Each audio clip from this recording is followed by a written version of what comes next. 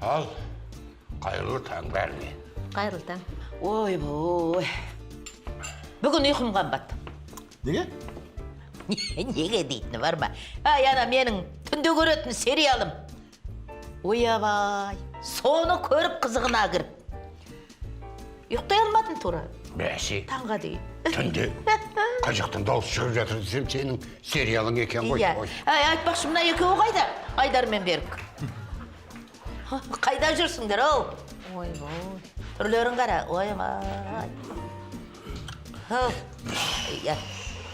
Ай, не болды? Ұйқыған батсам. Не істедіңдер ұйықтамағанда? Түн мен сериал көрдік екеуміз. Ойабай, түн сендерге не? Сериал көретін уақыт ба? Жатпайсыңдар ма? Ой, болды енді. Не? Оқты болып қалды ғой бұлардың. Иә. Барыңдар жұмыстарына, Ал, кешкесін. Көге жұмысқа барғанда енді отырдық қой. Ай, енді отырсаң ертерек тұруың керек еді. Ба, жұмысқа барып ішесіңдер тамақтарын. Кешігесіңдер. Бүгін біраз адам тамағы өзіне жетпей қалайын деп тұр ғой. Ал, қолдарын жайыңдар. Ай, Қызық болсын әр күнің. Бақытқа толсын тағдырың. Жеке-жеке айтпаймын, аман жүріңдер барлығың. әумин, әумин. Кешігесіңдер. Бол. Жұмыстан шешін. Ерконтай, тамағын іштің ба балам? Екеуміз отырып, бір асықпай шай ішейік деген осы. Ыстып жіберейін, газ. Уйбай.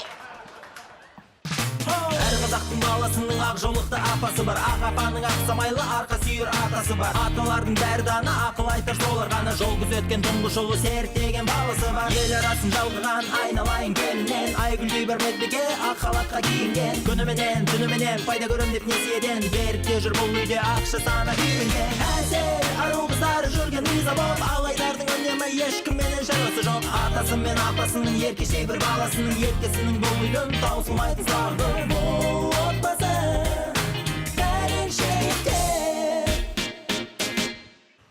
Түрін білетін беңіз? Иә, білемін. Онда жақсылап мына 5 азаматтың ішіне қарап шығыңыз. Міне, осы. Сенімдісіз бе? Иә, сенімдімін әрине. Біз кім іздеп жүрік өзі? Күйеуімді. Иә. Болды, алып кете беріңіз. Оңбаған. Мен сені іздемеген жерім жоқ қой. Түріңді де ұмытып қалды. Түс алдыма жүрегі.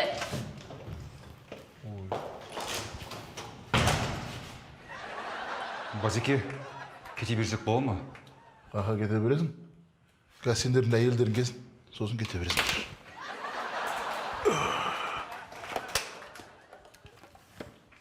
Жібер ана екінші әйелденді.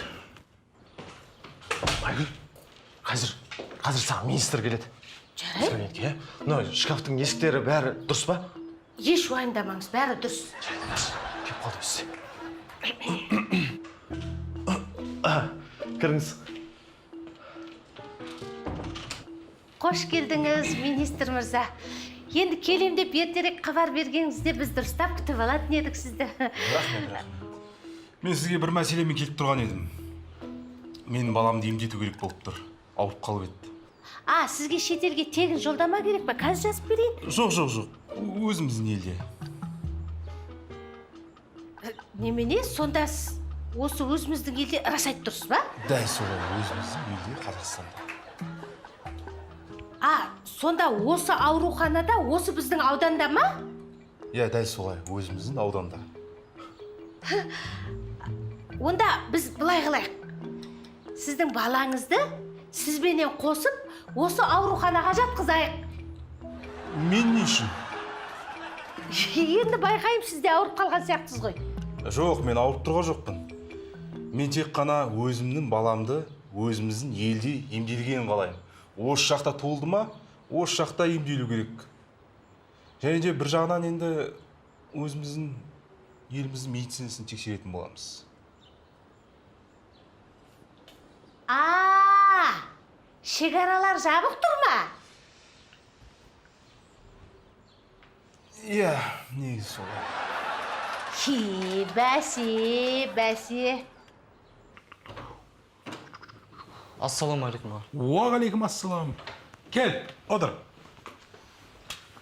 Иә, не мәселе айта бер? Маған үйлену керек. Бұл жер саған ЗАГС па? Жоқ, аға, сіз дұрыс түсінбедіңіз. Мен сізге қазір бәрін айтып беремін. Маған той жасау үшін тойхана керек. Ал біздің ауданда бірде-бір тойхана жоқ. Енді Енді той жасау үшін әдемі жылы бір ғимарат керек қой. Өкінішке орай біздің ауданда ондай ғимарат тағы да жоқ. маған не дейсің енді? Ал мен болсам сондай ғимаратта ауданнан тапқан сияқты. Қош. Қош деппін ғой. Қай жерде ол? Ой, ол біздің әкімнің үйі. Өзіңіз ойлап қараңыз. Баратын жолы бар. Ыстық су мұздай суы бар. Жылуы бар. Керек десеңіз жарық та бар. Мен ондай ғимаратты әлі көрген жоқпын ауданнан. Сол енді ойлап жатырмын. Әкіммен сөйлесіп, келісіп бір көрсем деп. Қуасың ба сен? Әкімнің үйіне барып той істемекшісің ба? Сен үйіңе біреу келіп той істеймесе жақсы ма саған? Сен одан да былай қыл. Бір онша емес бір тойхана алып сол жерде істейсің. Ой, қойыңызшы. Онда былай қыл. Нашарлау бір тойхана тап та. Тойыңа әкімді шақыр. Сосын әкім келіп көреді ғой, бүйтіп қарайды да. Ой, мына жерде істегенше біздің үйде істей салмаңдар ма дейді, болды. Бірақ әрине тегін емес.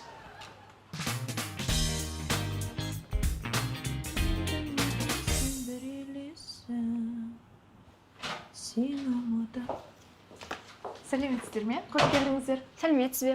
Маған маникюр, педикюр, макияж, татуаж жасату керек. Жақсы, келіңіз отырыңыз. Маникюрден бастайық. Қараңыздар, бізде қазір ең көп таралған мынау түстер. Міне қараңыздар. Сізге қайсысы ұнайды? Ашық түстегілер бар. Мысалы,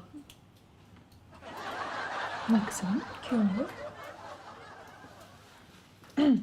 Мысалы, мына түстермен әдемі үйлестіруге болады, араластырып істеуге де болады.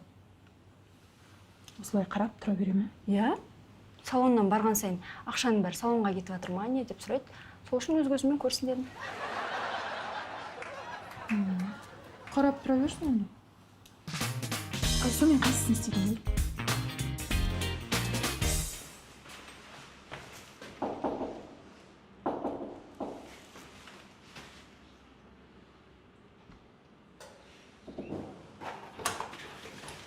Ассалаумағалейкум. Уағалейкумассалам. Сен ба? Тапсырыс берген? Иә, әкелдіңіз ба? Барлығын алып келдім бауыр.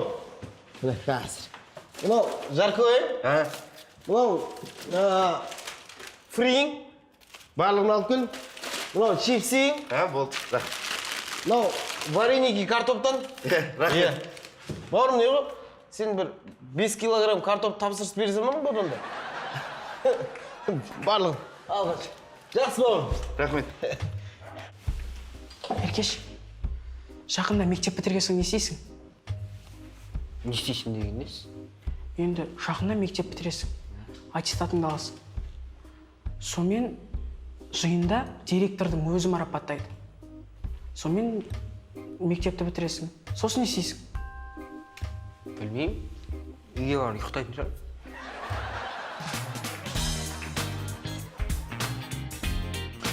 Сіз тонаған кезде олардың түрін есіңізге сатып қалдыңыз ғой? Әрине есімде. Мен тонаған кезде жаттап алдым. Енді мұқият қараңыз. Мынау емес па? Так. Бұл емес сияқты. Мынау ма? Жоқ, бұл емес. Сенімдісіз ғой? Иә, сендім. Мүмкін анау шығар. Так. Осы сияқты. Сенімдісіз. Иә, осы.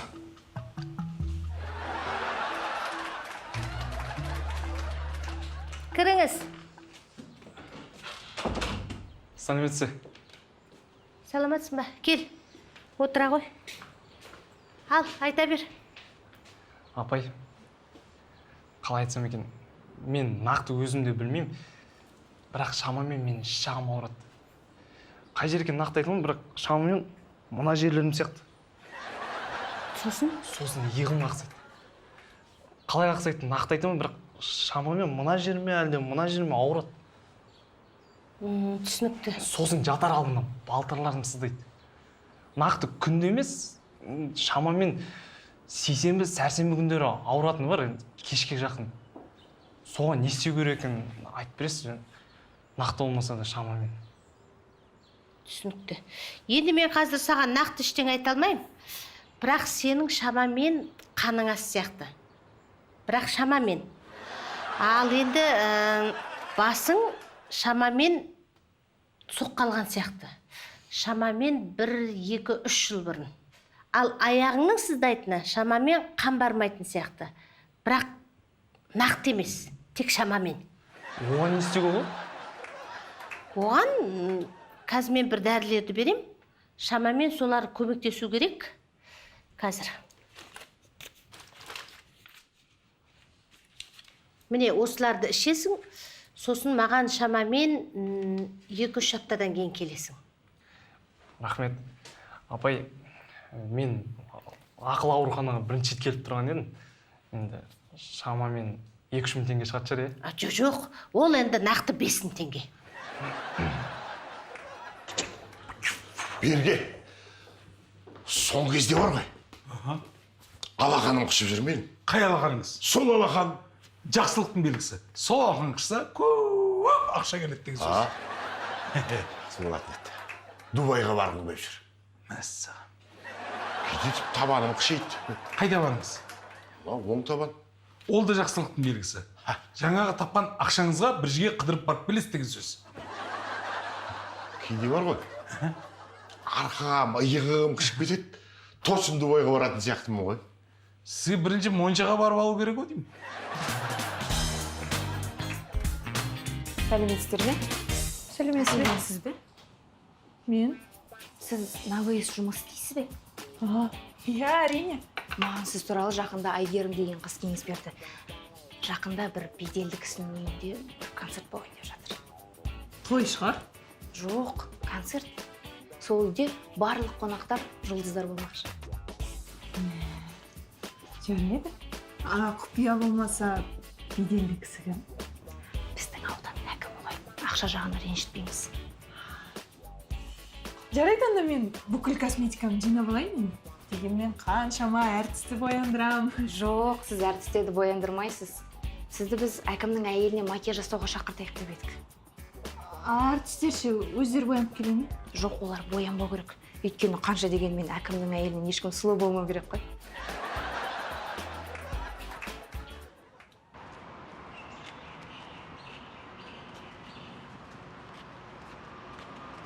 Айдар! Ассалаумалейкум. Жақсы ма? Аман есен. Қашан келдің сен ауылда жүретін ғой? Мен мектеп бітіріп осында оқуға түскем. Қазір университетте оқыватырмын. Біле білсең екеуміз бір университетте оқимыз. Қойшы, мен сені сабақта мүлде көрмедім. Сабаққа келіп жүрсең көретін едің ғой. Мен барып жүрмін ғой сабаққа. Онда мынау не сумка? Бүгін қазір сабақ қиын ғой, білесің, мынаның ішінде барлық кітаптар бар. Өзіңнің сабақ қалай, жақсы ма?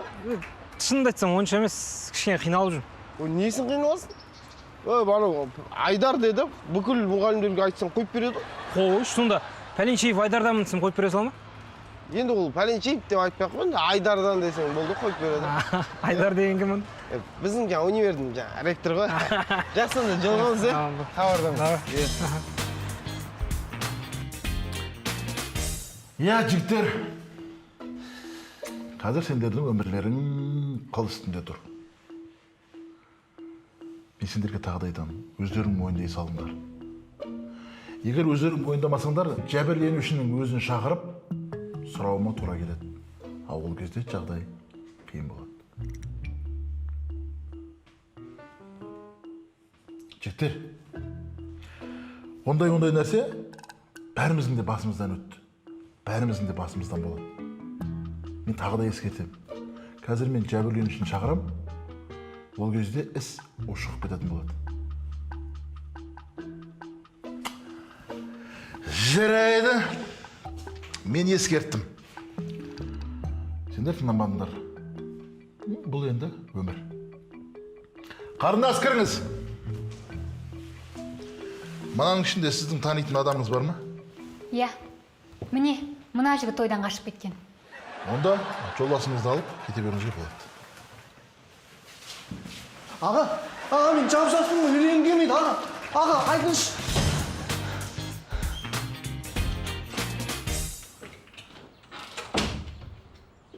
Саламатсыз, апай. Ай, не болды айқайлап? Ау. Кел, отыр енді. Ау. Отыр деймін, отыр, не болды мынаған айқайлап? Я, не болып қалды? Не дейсіз, апай, естімедім. Не болып қалды деймін? Құлағым естімейді мен, апай. Қайда жұмыс істейсің? Ау! Ай.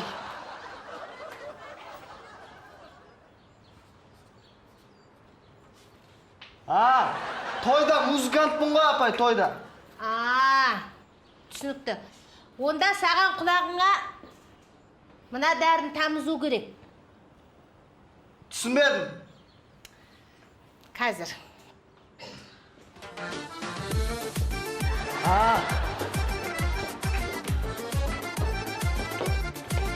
Мынаны құлағыңа күніне жатарда 3 рет тамызу керек.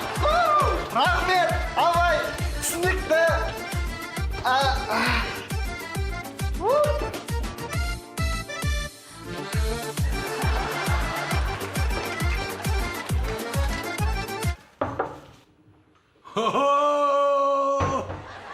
Келіңіз. Ассалаумағалейкум бәке. Уағалейкум ассалам. Иә, не мәселемен келдіңіз? Мен бір мәселемен келіп мал шаруашылығымен айналыссам ба деп. Өте керемет. Мал шаруашылығына қазір көптеген субсидиялар бөлініп жатыр. Ол субсидиялар жақсы ғой, сол маған бір жер керек болып тұр. Жер жағында қарастырдық. Ақтас жақта бізде жақсы жерлер бар. Ақтас жақта өзімде де бар жер. Маған осы ауданымыздың орталығынан бір үлкендеу жер болса. Аудан орталығында мал бағып жүрмекшісіз бе сосын? Жоқ, үлкендеу жер болса, жанынан бір 4 бөлмелі пәтер болса. Сол малдар 4 бөлмелі пәтерде тұра ма? 4 бөлмелі пәтерде мен тұрамын ғой, жаңа үлкендеу жерде малдарға қарап жүремін ғой. Бір сөзбен айтқанда сізге пәтер керек қой, Шынымды айтайын, сол пәтер керек болып тұр ғой. Сіздерге адамға қарағанда малға көбірек қолдау көрсетіп отырсыздар ғой қазір. Қарындас, мен дұрыс түсініңіз. Мен басқа жігіттер сияқты емеспін. Мен сізді бір көргеннен ұнатып қалдым. Әйтпесе, көрінген қыздың жанына жақындайтын жігіттер қатарынан емеспін. Бәрі серьезно. Серьезно ма? Иә. Бір көргеннен ұнатып қалдыңыз ба? Әрине. Тіпті үйленуге де дайынсыз ба? Әрине. Мен шын айтып тұрмын. Сіз нөміріңізді бересіз ба? Иә, әрине. 51 69 79 81 44 18 07. Бұл қандай байланыс түрі? Бұл менің әкемнің карточкасының нөмірі. Маған үйленгіңіз келсе, қалың малды бірден жібере беріңіз. Айтпақшы, бүгін ЗАГСке барайық? Сәлеметсіздер ме, балалар? Отыра қойыңдар. Еркеш, сен неге отырмайсың? Апай кеше сабаққа келмеді ғой, сол үшін амандасып жатқаным ғой. Жарайды, сәлемет бол, отыра қой, Еркеш. Так, сабақты кім айтады? Апай, мен айтайыншы. Апай, мен айтайыншы. Айтайыншы? Екі қолымды көтеріңіз. Шынымен сен ба? Иә, апай, мен айтайыншы. Ал, айта қой. Апай, мен сабаққа дайындалмадым. Онда неге мен айтайыншы дедім? Мен дайындалмағанымды айтайын дегем. Жарайды. Шындығың үшін үш қояйын саған. Рахмет, апай.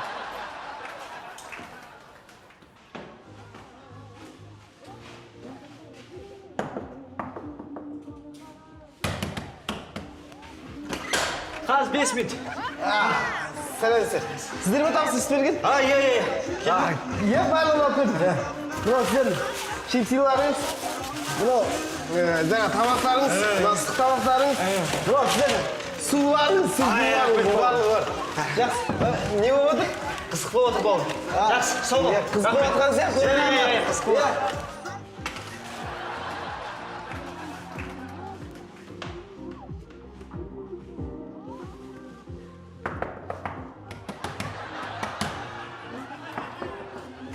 Бір минут.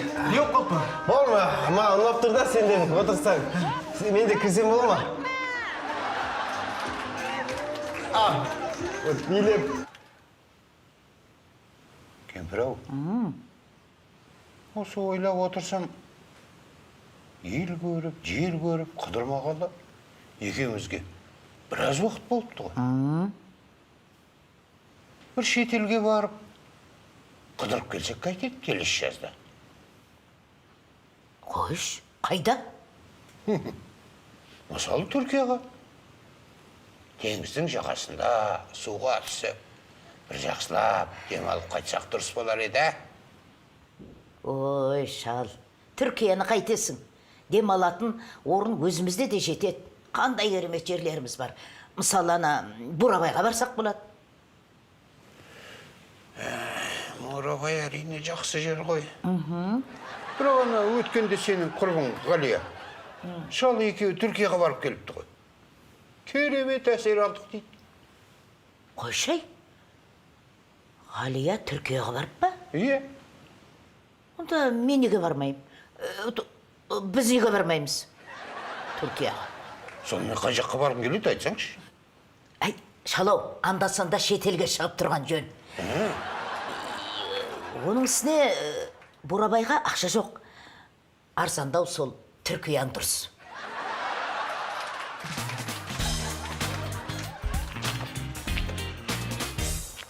Аға лейтенант пәленжиіп сер құжаттарыңыз. Біріне білдіріп қойдың ба аға? Ойбай, сіз бүлдіргенде 40-пен жүретін жерде вообще 40-пен келатқан жоқ, соғарыңыз. Кешіріңіз аға, байқамай қалыппын. Кешіре алмайды екен. Байқамай қалды екен деп. Заң деген бәрімізге бірдей, заң деген бәрімізге ортақ. Сондықтан құжаттарыңызды беріңіз, айыппұл толтырамыз. Сонда мен жол ережесін бұзғаным ба? Жол ережесін бұзғаным деген ол заңға қайшы келгенім емес пе?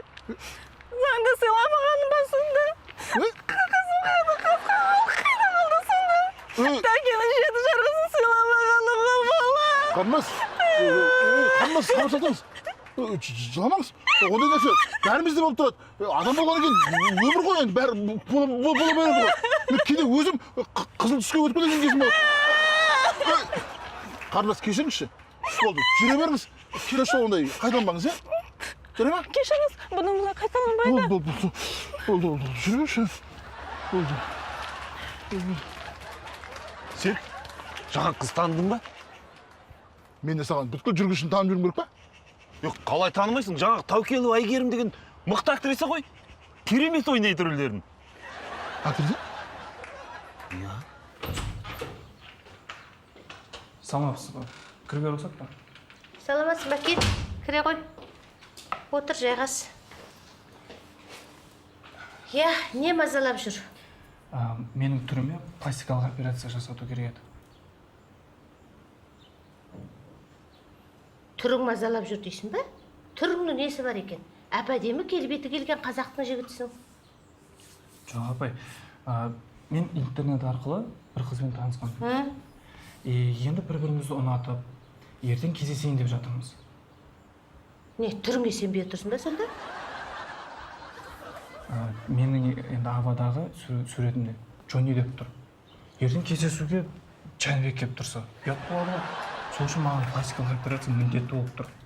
Жоға, оның пластикалық операция жасамай-ақ шешімі бар. Қандай?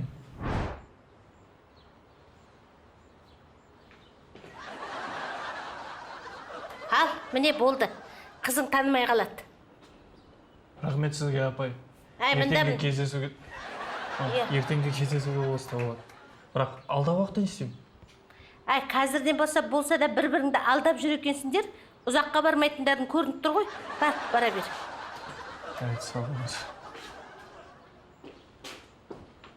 Есік осында еді ғой,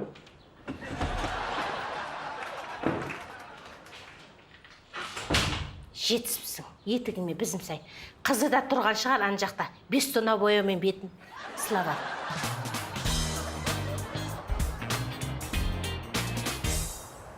Ал, астарың дәмді болсын. Ой, Айдар, сен қолың жуып келдің бе? Жоқ, иә, жудым. Ей, не деген адамсың? Неге өтірік айтасың, Өтіріктің арты бірақ тұтам деген. Ей, өтірік айтсаң өзіңе зиян ғой, шырағым-ау. Қолыңды жумай тамақ ішсең, ішіңе вирус түседі. Вирус түседі деген сөз, ішкі құрылысың бұзылады деген сөз. Ішкі құрылысың бұзылады деген сөз, ол деген ішіңе паразиттер қаптайды деген сөз. Ол аллергия болады деген сөз. Осыншама сөз естігенше барып қолың жуып келе салатын адамсың ғой. Ей, құдайдың пысық. Сен өзің жудың ба қолыңды?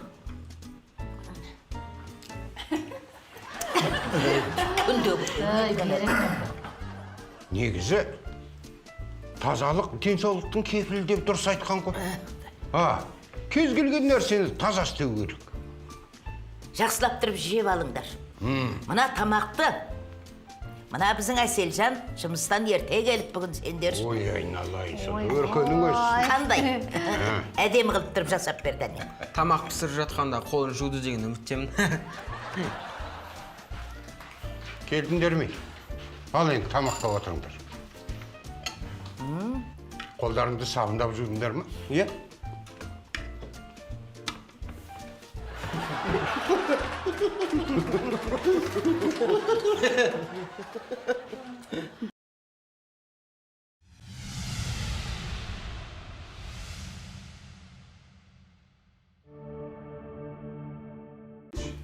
Ал. Жұмыста қарындарың ашып қалмасын. Ас болсын, жеп алыңдар. Рахмет. Рахмет. Түнімен көзілмей шықтым, ұйықтамадым. Жауырыным қақсып.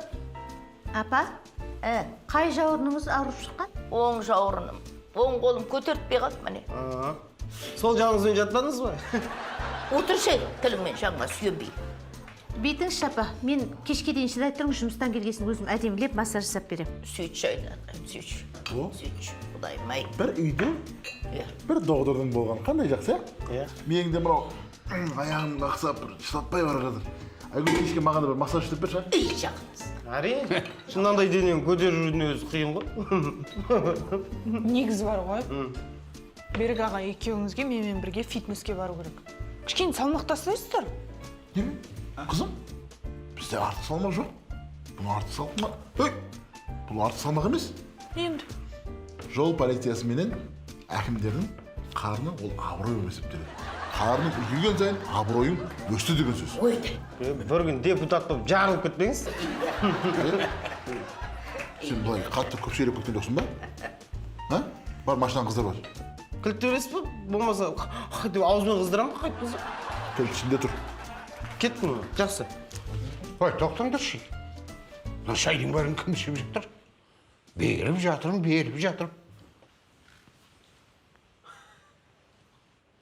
Қайдан білейін? Маған бере бергеннен кейін іше беріппін ғой мен. Отто. Ал, қолдарың жайында соғыз. Сендермен отырып, дұрыстап шай да іше алмайсың осы. Иә, бата. Ал, бергелі отырмыз ғой енді. Берсеңші енді. Өзім сіркім сол отырмын. Батам батпасын. Батам жерде жатпасын. Иә. Серігімнің жолында мәшінелер қаптасын. Берігімнің кабинетін жақсы адамдар аттасын. Әмин. Ауруханада Айгүлде ауырып ешкім жатпасын. Әмин. Әселімнің құшағы гүлге толсын. Еркешімнің жолы оң болсын. Кемпірімнің денсаулығы зор болсын. Әумин. Әмин. Айшал. Уқалап үстіне сол. Қайшы болсын. Алды батыр. Тұра тұр. Кішкене бұлай. Ертең жаңбыр жауа мәжді қар жауа. Ойбай.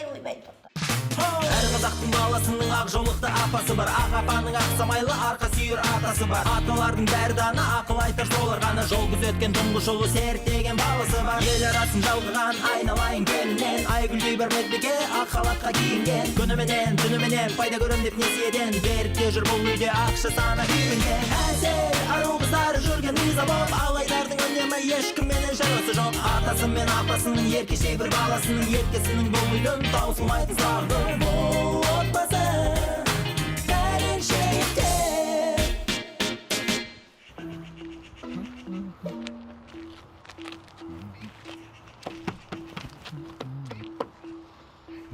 Кешіріңіз, бір нәрсе білдіріп қойдым ба?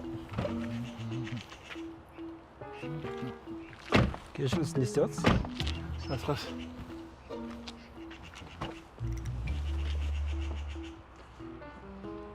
Айтсаңызшы, не істеп жатқаныңызды? Ой, тыныш отыршы.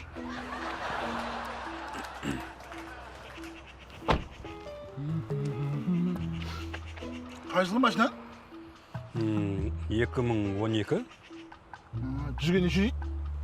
Енді әр кезде әр қалай қалада 10 литр жейді, трассада 7-8 литр жейді ғой. Неме? Май жемей ма? Енді май адзамен, дазамені бір 700-800 грамм жейді ғой. Маған құрал саймандар қымбат емес шығар, Ондай қымбат емес, базарда топ тұр. Бірақ бұның бәрін не үшін сұрап отырсыз бұны? Нешін сұрағанда мен ана әлеуметтік желі арқылы осындай көлік қарап отырамын өзіме. Білейін дегенім ғой. Мен ремень тақпағанға тоқтатып жатыр екен десем. Ол да бар, сержант. Қауіпсіздік белгісін тақпаған үшін толдыршы. Аға, кешіріңіз енді. Көп сөйлеме, капот аш. Аға, капот аш. Аға, енді кешіріңіз. Капот! Болғаныз мына. Ой, енді...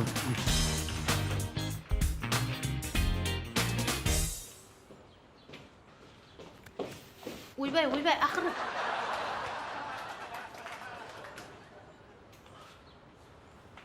Не болып қалды? Соңғы кезде кетіп бара жатсам, бірден сол жаққа қарай тартып кететін болыпты. Қазір.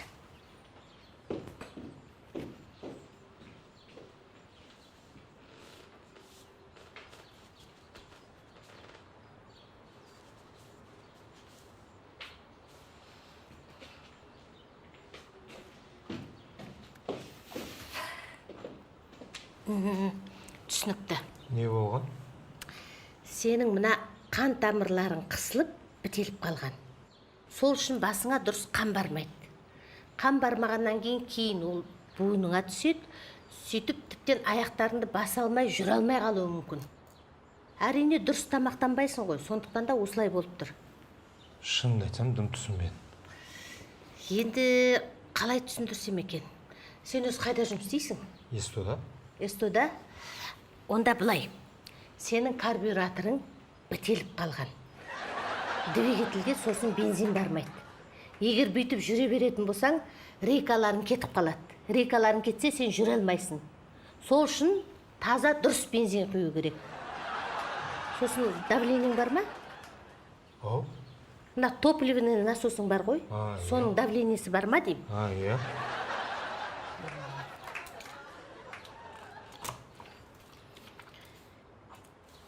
Міне, мынаны алып қабылдау керек. Қазір шықсаң, жолдың ар жағында аптека бар. Сол жерден аласың. Мына запчастьтерді қабылдау керек. Қазір шықсаң, жолдың ар жағында авторинг бар. Сол жерден аласың да қабылдайсың. Түсінікті ма? Түсінікті. Жақсы.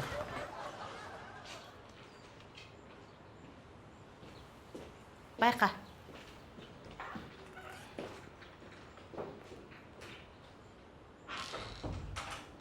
Мынаның генераторы вообще тоқ бермейді.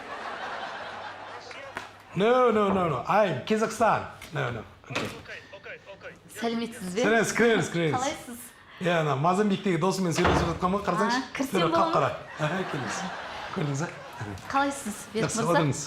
Ана, өткен жолы көп балалы ана деп, маған сондай сый құрмет көрсетіп, әкім маған 3 бөлмелі пәтердің кілтін табыстаған ғой. Енді біз халық үшін барлық жағдайды жасаймыз ғой. Ой, үлкен рахмет әрине.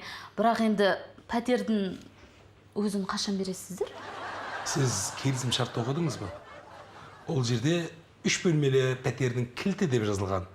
Ал пәтер туралы ештеңе жазылмаған. Енді мен мына кілтпен не істеймін? Үйіңізге келіп қойыңыз төріне. Арам ғой, визуализация дейді бұны. Визуализация. Сонда пәтерді қашан бересіздер? Әзірге ақшамыз кілтке ғана жетіп тұр. Бүгін кілт алсаңыз, ертең есікті аласыз, арғы терезесін аласыз дегендей. Сабыр қылсаңыз, күтсеңізші сәл. Күте алмайды екем. Немене беле? Пәтерді запчастап бересіздер ма өзі?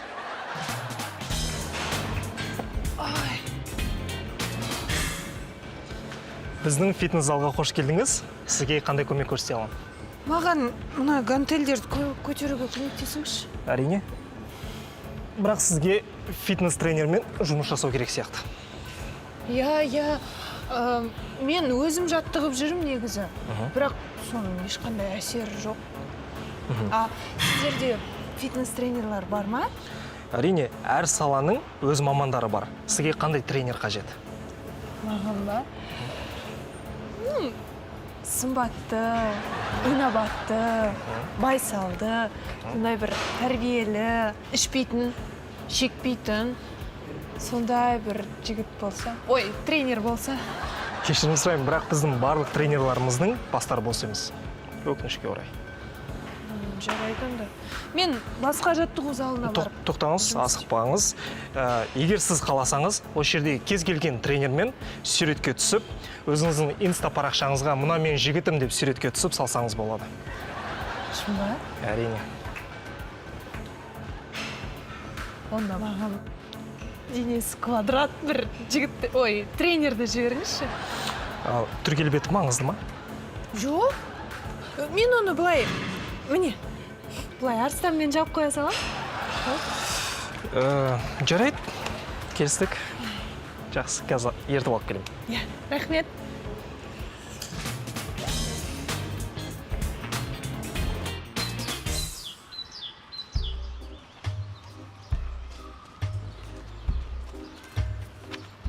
Қай мекен-жай еді, мекен-жай қандай дос? Ассалаумағалейкум. Уағалейкум салам. Осы мекен-жай ме екен? 43 дробь 2 Мыңбаева деген. Осы жер ғой. Қойыңызға шілейбі жүр емес шығар енді? Сен доставщиксің ба? Иә, соған тамақтар суып қалмай апарып тастау керек еді. Қай жер екен? Бір лағман мен 2 донер. Иә? Қайда білесіз соны? Мен ғой тапсырыс берген. Сіз ба? Міне алып келдім. Міне кеңіз.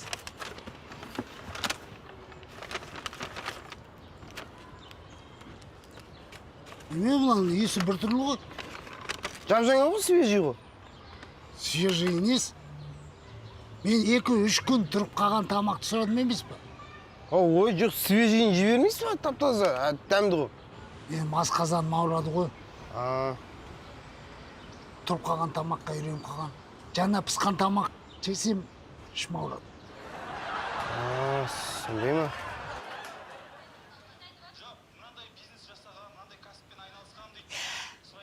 Айтпақшы алу. Ұмытып бара жатқанымды қарашы. Кеше түген шептердің үйіне барсам, мына телевизорды көрсем, дәу телевизор алып қойыпты. Жоқ дейді өздері. Мынаны ауыстыру керек бізге.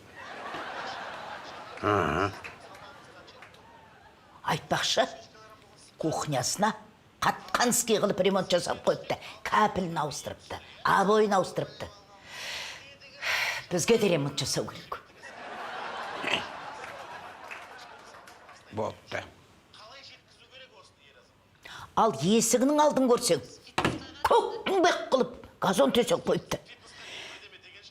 Бізге де төсеу керек. Кембірей, осы түген шейіптер болмаса, өзіміз дым істемейді екенбіз ғой.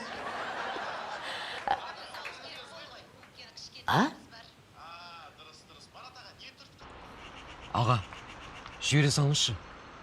Болмайды деймін. Өтініш аға. Жоқ, болмайды дедің ғой соған. Протокол толтырып берем. Егер бір аптаның ішінде төлесең, 50% жеңілдікпен төлейсің. Болды? Аға, сөйлеспеңізші. Сөйлеспеймін ешкіммен. Өтініш аға.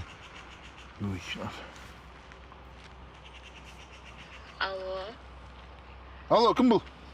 Мен сенің қиялыңдағы арумын. Менің қиялымдағы ару? Менің қиялымда қандай ару екенін өзім де білмеймін ғой. Қазір қандай киімде тұрсың? Мен қандай киімде? Мен формада тұрмын. Маған формадағы жігіттер қатты ұнайды. Енді? Мен жайлап сенің көйлегінің түймелерін ағытып. Тыңдаңыз. Мен қазір мына жігіттің құжаттарын жайменен қолыма аламын. Төменірек түсіп. Жайменен қолға құжаттарын алып.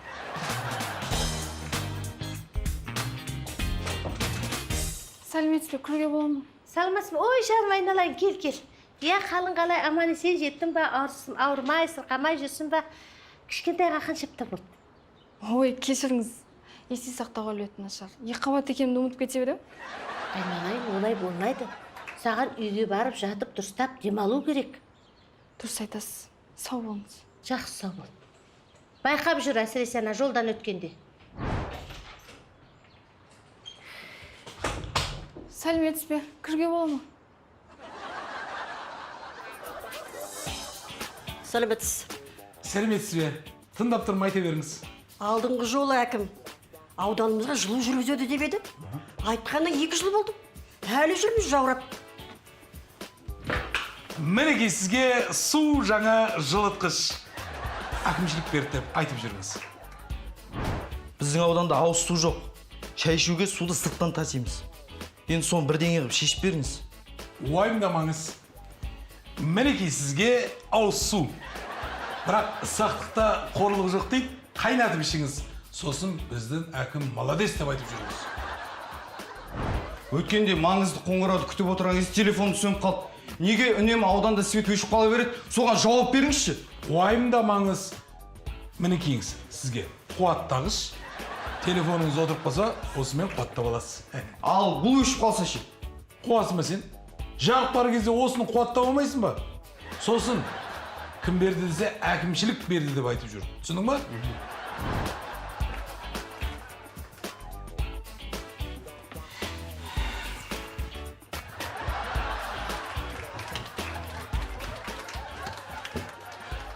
Ең болмысы бір қаламақ қалу керек пе?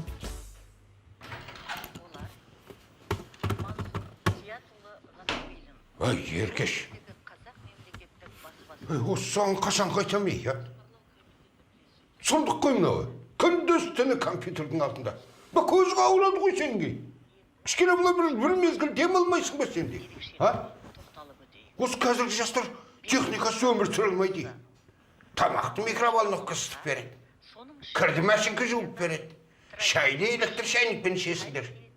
Ой, бір мезгіл кішкене сабақ оқымайсың ба?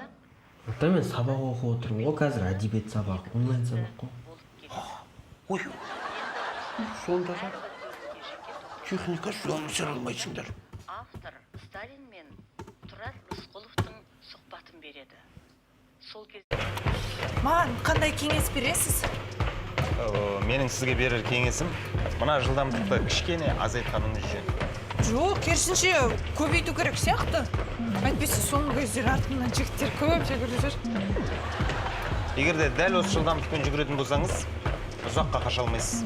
Жоқ, мен бір жігіттен дәл осындай жылдамдықпен қашқам 10 шақырып тоқтамай жүгірдім ғой. Жігітіңіз спортсмен сияқты ғой, ә? Жоқ, көлікпен қуған ғой мен. Онда сізге мына жүгіруден бөлек бокске жазылғаныңыз дұрыс сияқты. Неге? Бір күні жігітіңіз жетіп алса ше.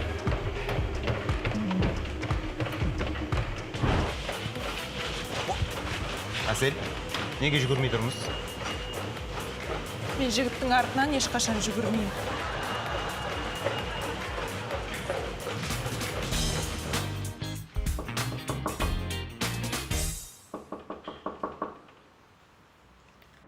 Кім бұл?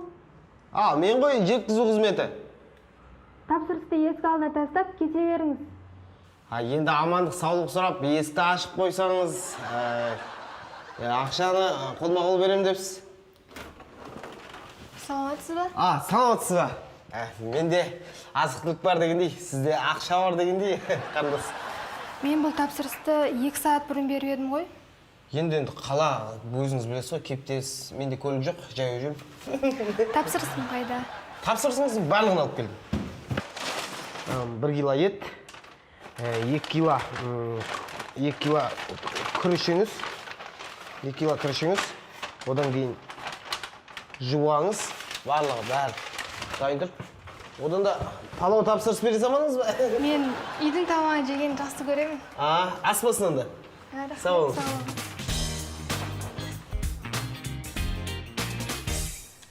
Ой, көрш, кел, отыр.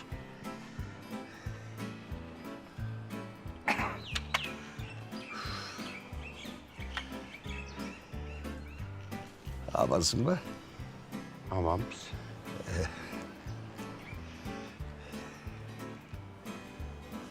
Жағдайың қалай? Шүкір, Құдайға шүкір. Ой, бүгін ауа райы керемет болып тұр, а? Иә. Сол бір таза ауа жұтып алайын деп далаға шыққаным ғой. Не жаңалығың бар? Тыныштық.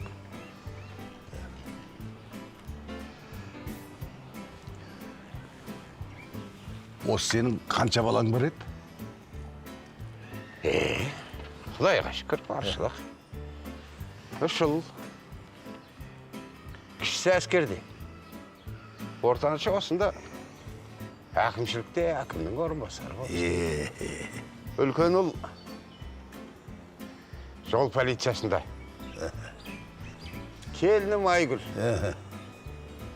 Мықты дәрігер болды. Солардан үлкеннен 2 немере бар. Әсел, еркештік. Уй, екеуі де еркей. Солай.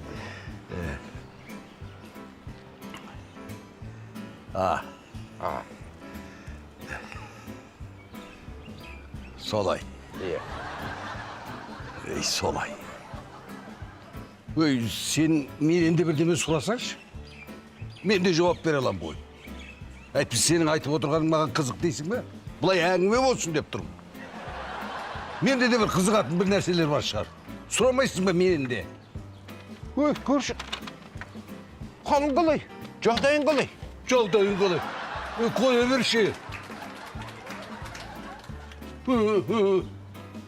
Бірінші кластың баласы ұқсап. Өй. Біздің әкім ауданымызға бала бақша салып берем дегеніне қаншама заман өтті. Міне, баламның үйде отырғанына біраз уақыт болды. Балаңыз осында ма? Иә, осында. Шақырыңызшы. Сәкөнтай, Сәкөнтай, кіре ғой. Уағалейкум ассалам. Мынауыңыз Сәкөнтай емес, Сәке ғой? Жұмыс істейсің ба? Жоқ, жұмыс істеймін. Әрине істемейді. Қолында дипломы жоқ қой. Диплом болу үшін бұл университетке түсу керек. Оған түсу үшін мектепті де бітірген жоқ. Мектепке бару үшін бұл балабақшаға да бармаған.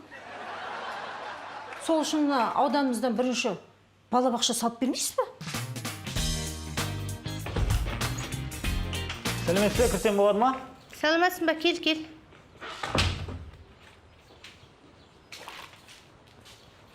Иә, айта бер. Не болды? Мен жақында әскерге шақыртып алған болатынмын. Соған тексерілу керек. Қалай, әскерге баруға дайынсың ба? Әскерге барғым-ақ келіп тұр, апай. Бірақ әттең мен дальтоникпін. Сен сонда мына түстерді ажырата алмайсың ба? Иә, ондайларды әскерге алмайды дейді ғой. Иә, дұрыс, алмайды. Қане тексеріп көрейік.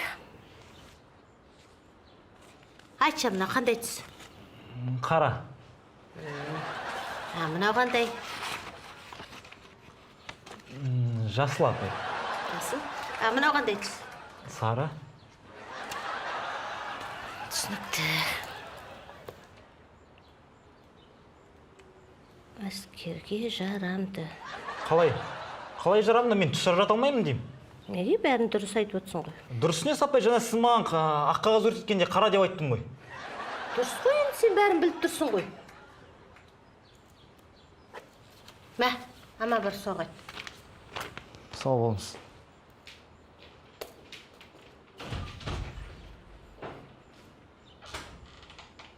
Мынау сонда қызыл болды ғой, е?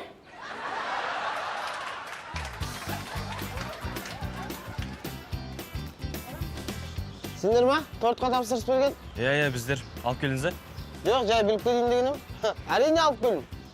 Торт қана емес, сонымен жұмыртқаға да тапсырыс беріп едік қой. Оны да алып келдім. Тыныштық па не болайын деп отырмын? Дос баламыздың туған күні. Дұрыс, туған күн тойлаған дұрыс. Дос деген қуанышта да қайғыда да сонда бірге жүру керек. Мақтанамыз сендерге. Баяғы жас шағым еске түсіп жатыр. Маңдар, мына торттарың, жұмыртқаларың, мынау ұндарың. Туған күн деген жақсы ғана, дос балаларың өшіріп тұра ма? Осында тұрады қазір, шығу керек. Дұрыс. Баяғыда біз туған күн дегендерде, ой, биді өлтіретін тұғымыз бар. Туған күніңе.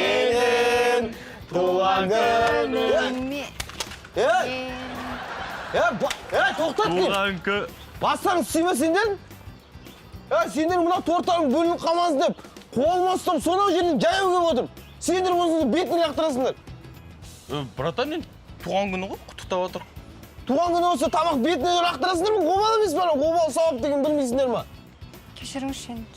Кешіріңізші деп қой. Алып кел ана Onu öpmeli, жұмыртқаны akmengir. Akmel anan. Ол біздікі шығар. Не істейсіз оны? Жақында бір дос балам туған күні ойнап жатыр. Торт істемей ме одан да? Сендер сияқты лақтырмаймын мен.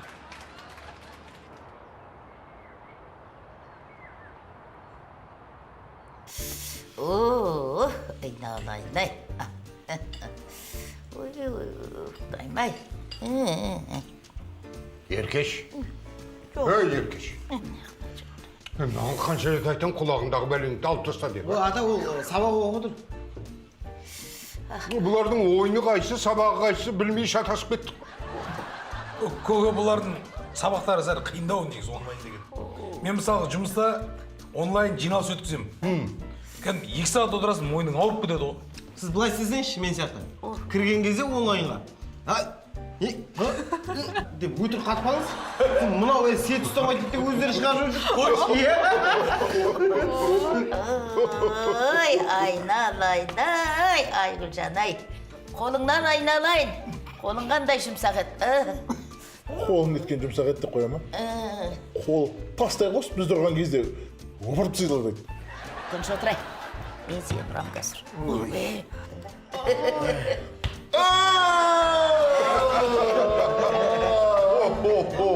Майда жақты ғой дей бе? Саған не болды сен? Саған не болды? Жігіті болевой тартып саған сияқты. Қайдағын айтпашы, Айдар. Бүгін фитнеске барған ғой, денем бәрі ауыр. Әсер, фитнеске күнде бар қоймайды. Фитнеске барасың ғой, бір күн демаласың. Бір күн барасың, бір күн демаласың. Солай бару керек. Сіз бір күн барсаңыз, 1 жыл демалатын сияқтысыз ғой? Мен бір күн барсам 3 жыл демалам ғой. Айдаржан, сенің жұмысың қалай болып жатыр? Жақсы, шүкір. Қиналып жүрген жоқсың ба? Ой, несін қиналатыны бар? Біреудің затын апарып бересің, болды. Бәсе, аманатқа қиянат жасамау керек. Жұмыстың жеңілі жоқ қой өзі.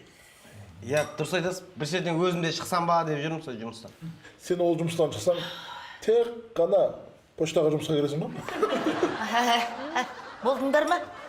Мына жер жинастырайық та, барып демалайықшы.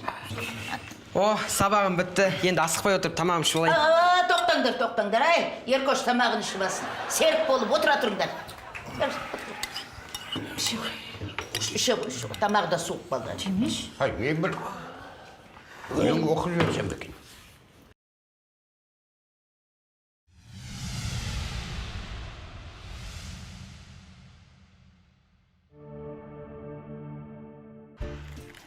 Ашуланса шеді сразу. Түсінбеді ағай. Ұйықтап қаппын ғой мен. Кешіріңіздер, ұйықтап қаппын.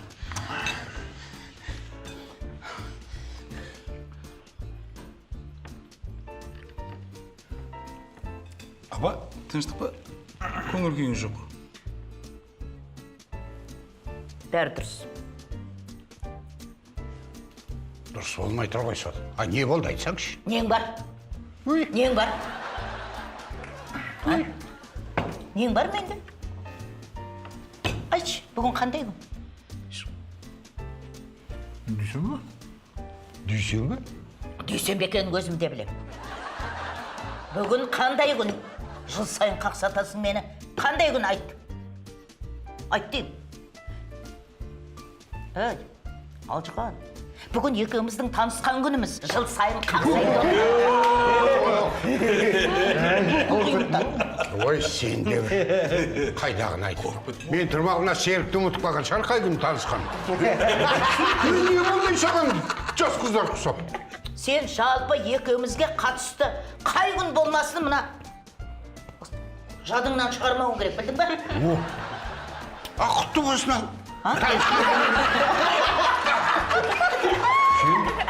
Есіме салу? Иә. Болды ғой енді. Білесіздер ма, Австрияда әйелінің туған күнін ұмытқан адам қылмыскермен тең. Оны сотқа беруге болады. Міне. Біздің серік Австрияда тұрса сот алып кетеді десе, е? Тыныш отыр сен, сен де сонда мен әйелімнің туған күнін білмейсің деп отырсың ба? Қашан ал? Берек, мен өз әйелімнің туған күнін білемін. Сен де білмей деп отырсың ба? Серік, жеңгемнің туған күні қашан ал? Айтшы ал. 17-ші? Не 17-ші? Не? Дұрыс өзім күмәнданып қалдым ғой екен. Серік, тоқта, сен ең болмаса екеуміздің танысқан күнімізді білесің ба, қашан екенін? Илахи, әмин бата Ал қолдарын жайындар. Ал жолдастар, жол болсын. Дастарханың мол болсын. Сапарларың оң болсын, біздің тілек сол болсын. Әмин. Көке, мынауымыз бата емес, өлең сөздері ғой. Солай ма? Бәсе, неге тез айттым дейді? Жарайды, бүгінге жетер. Ал, барыңыз. Өлең сөз айтсаңыз. Әр қазақтың баласының ақ жолықты апасы бар. Ақ апаның ақ самайлы арқа сүйір атасы бар. Аталардың бәрі дана, ақыл айтар солар ғана. Жол күзеткен тұңғыш ұлы серттеген баласы бар. Ел арасын жалғаған айналайын келінен. Айгүлдей бір медбике ақ халатқа киінген. Күніменен, түніменен пайда көрем деп несиеден. Берікте жүр бұл үйде ақша сана күйінген. Әсер, ару қыздары жүрген риза болып. Алайдардың үнемі ешкімменен шаруасы жоқ. Атасы мен апасының еркешей бір баласының еркесінің бұл үйдің таусылмайтын сағым. Бұл отбасы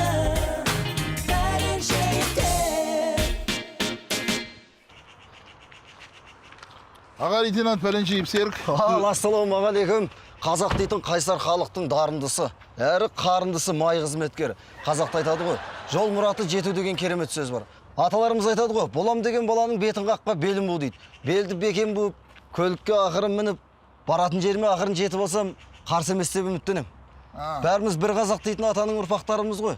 Мен сізге бір қызық әңгіме айтып берейін. Ойбай. Баяғыда бір жігіт двойной сплошнойды бұзып кетіп, гаилер тоқтатып айтып жатыр дейді. Бауырым, сен ол двойной сплошнойды бұзба, кесіп өтпе, оны стена деп біл. Сөйтіп күндердің бір күн өткен кезде жаңағы жігіт тағы да двойной сплошнойды бұзып кетіп. Сөйтіп гаилер тоқтатып жатса, мән бермей өтіп баратыр дейді. Сөйтіп гаилер үйтіп бүйтіп қуып жетіп алып, жағынан сұрап жатыр дейді, біз тоқтатып жатырық, неге қарамай кеттің деп. Сөйтсе жаңағы айтып жатыр дейді ғой жігіт, көке, мен сіздерді стенаның арғы бетінен көрмей қалдым деп. Сөз соққанға қолға жоқ дейді, дұрыс па? Көке, көп шайнаса қазында дәмі кетеді дейді ғой. Одан да тойдан тапқанының біразын сізге қалдырып кетсем қалай қарайсыз? Уағалейкум әссәләм. Өр халықтың ереже бұзғыш есер соғы. Пара берсең айыпталасың. Заң бұзбасаң, кәйіп боласың деген сөз бар бізде. Мен қазір ақ қағаздың күшімен, көк ручканың ұшымен сізге жақсылап протокол толтырып берем. Ал сіз болсаңыз бізге өзіңіздің автографыңызды беріп кетсеңіз. А егер бермесеңіз, анау тұрған біздің полиция учаскесіне қадірлі қонақ болуға шақырамыз. Ағасы, алтын тонның жағасы, бір ашуыңызды маған қиыңыз. Қазақта жақсы сөз бар ғой. Сабырлы жетер мұратқа, сабырсыз қалар ұятқа дейді. Жауың болса егескен жақсы, бауырың болса келіскен жақсы дейді ғой. Олай болса бауыр боп, бауыр болғанда да тәуір боп. Бір жақсы келісіп жатсақ, иығыңызға жабатын шапаным бар. Жаман жолға бармайтын, пара берсе алмайтын полиция қызметкер едім. Маған бергелі жатқан шапаныңызды ысырап қылмай, өзіңізге қалдырыңыз. 30 күн ойын, 40 күн тойын тойлайтын сіздей азаматқа 30 МРП айыппұл салып береміз. Келіспесеңіз, анау отырған опорканың төрінде қадірлі қонақ болуға шақырамыз. Ағасы, онда мен сізге бір өлең оқып берейін. Жаттамай-ақ сөйлейді сөзімді менің жаттан дер. Мен қазақтың баласы, астыма мінген ақтан кер. Медеу ауданы біздікі, прокурор ағам отқан жер. Шапай ауданында біздікі, генерал ағам бұлданса, талай жұмыстан қашқан жер. Осы ауданда біздің жер. Мені тоқтатқан адамдар жұмыстан шығып жатқан жер. Бәрін айтты, бірін айт, уақытты алып нетесіз. Мені жібере салсаңыз, жұмысыңызда өсіз. Дей келе отырып, полиция қызметкерінің атынан сізге жолың болсын жолаушы деген әнді қойып беріп, шығарып саламыз. Жолыңыз болсын.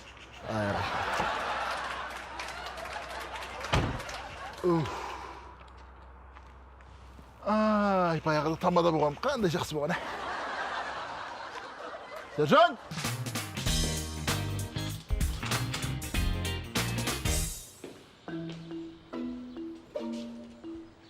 Апай, алдында ғана қаның аз деп басқа қан қойып едіңіз ғой? Иә. Сол қанды шығарып тастаса бола ма? Ойбай, жайшылық па? Сол қанды құйғалы бері тек қана костюммен жібетін болдым ғой. Есесіне ақшаң қат жақсы көрдім. Оның үстіне көп ұйықтайтын әдет шығарды.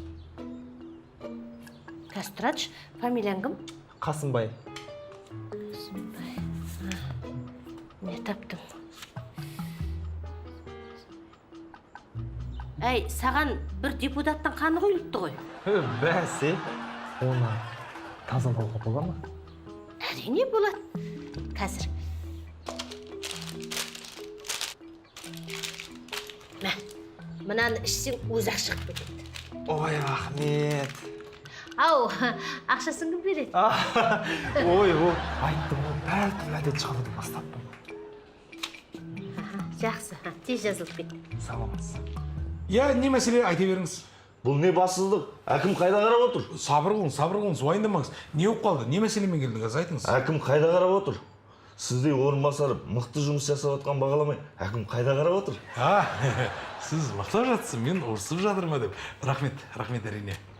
Бірақ сіздер дым жұмыс жасамайсыздар. Бар білетіндеріңіз халықтың ақшасын жеу. Деп барлық айтып жатса да, сіздер дым мойымай, халықтың игілігі үшін жұмыс жасайсыздар. Сіз түсінбей жатырмын ғой. Жарайды, не мәселемен келдіңіз, айтсаңыз. Мәселе көп. Жолдың жағдайы анау. Ауданда не газ жоқ, не су жоқ. Сендер семіріп алып, дым жұмыс жасағыларың келмейді. Артып кетпе. Деп барлық айтып жатса да, оны шындыққа жаспайтын деді.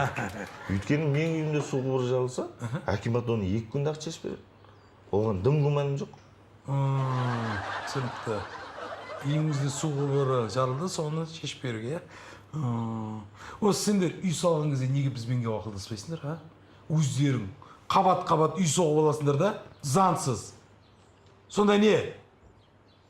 Үйсіп, құбырларың жарылған кезде ғана мөләйісіп келіп отырасыңдар осы жерге, құрып кет бәрі көзіме көрінбей деп айтады деп ойлап қалдыңыз, әрине біз олай айтпаймыз.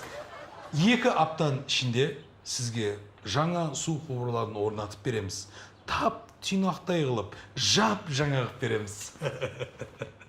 деп айтады деп ойладың ба? Құрып кет бәрі көзіме көрінбей.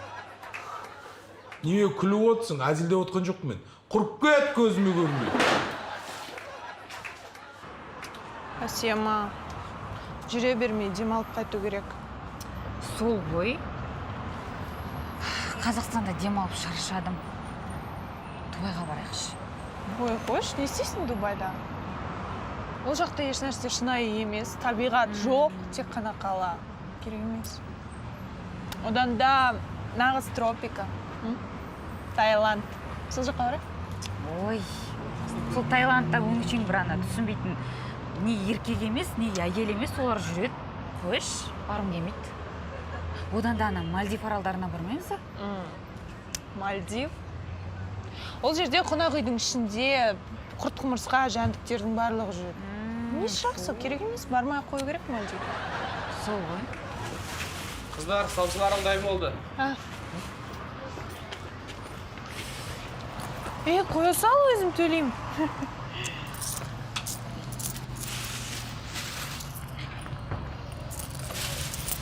$70 бармасың?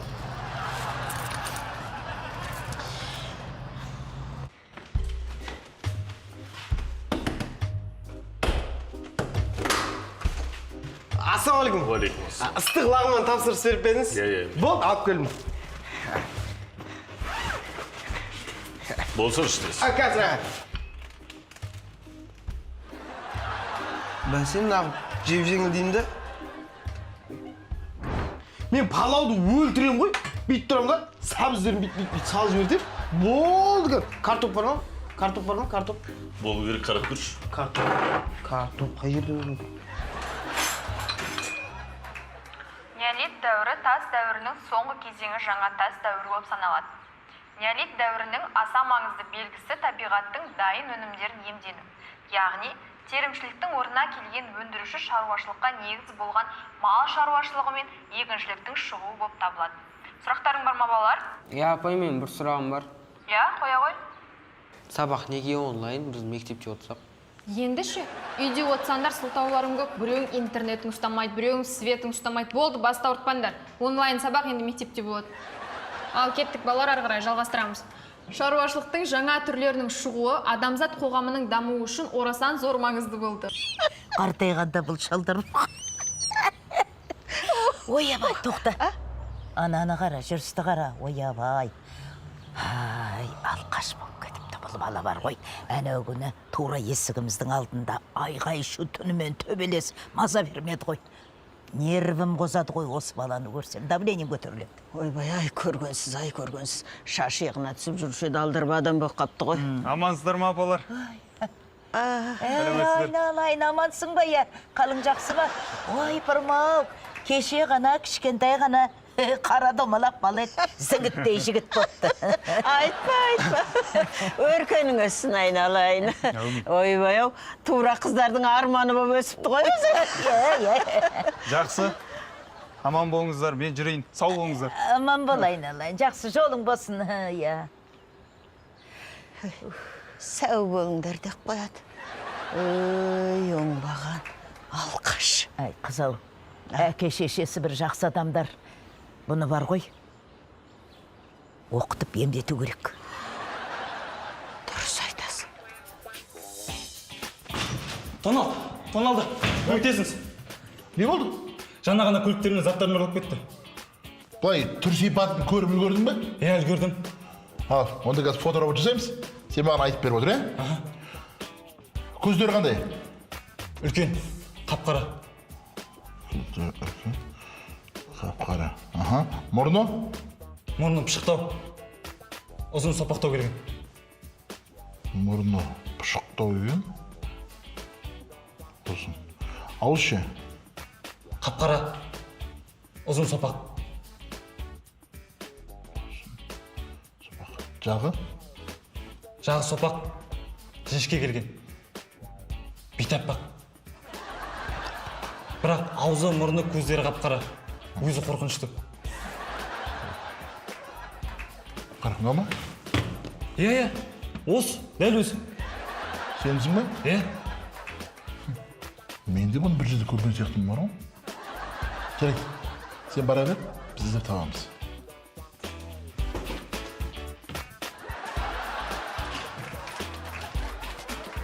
Оң көзің жап. Мынау қандай әріп? Ж. Онда нағып жүрсің бұнда. Ж деген женский, сен мыға барасың.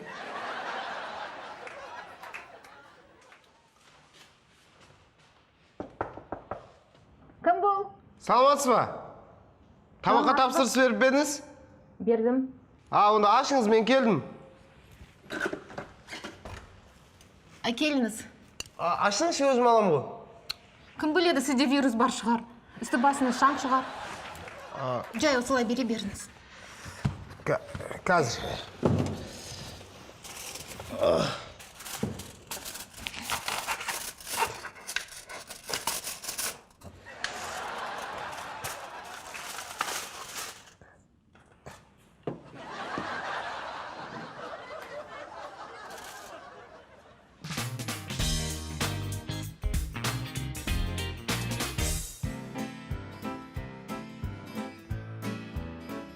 Тоқта! Артын қарама. Отыр.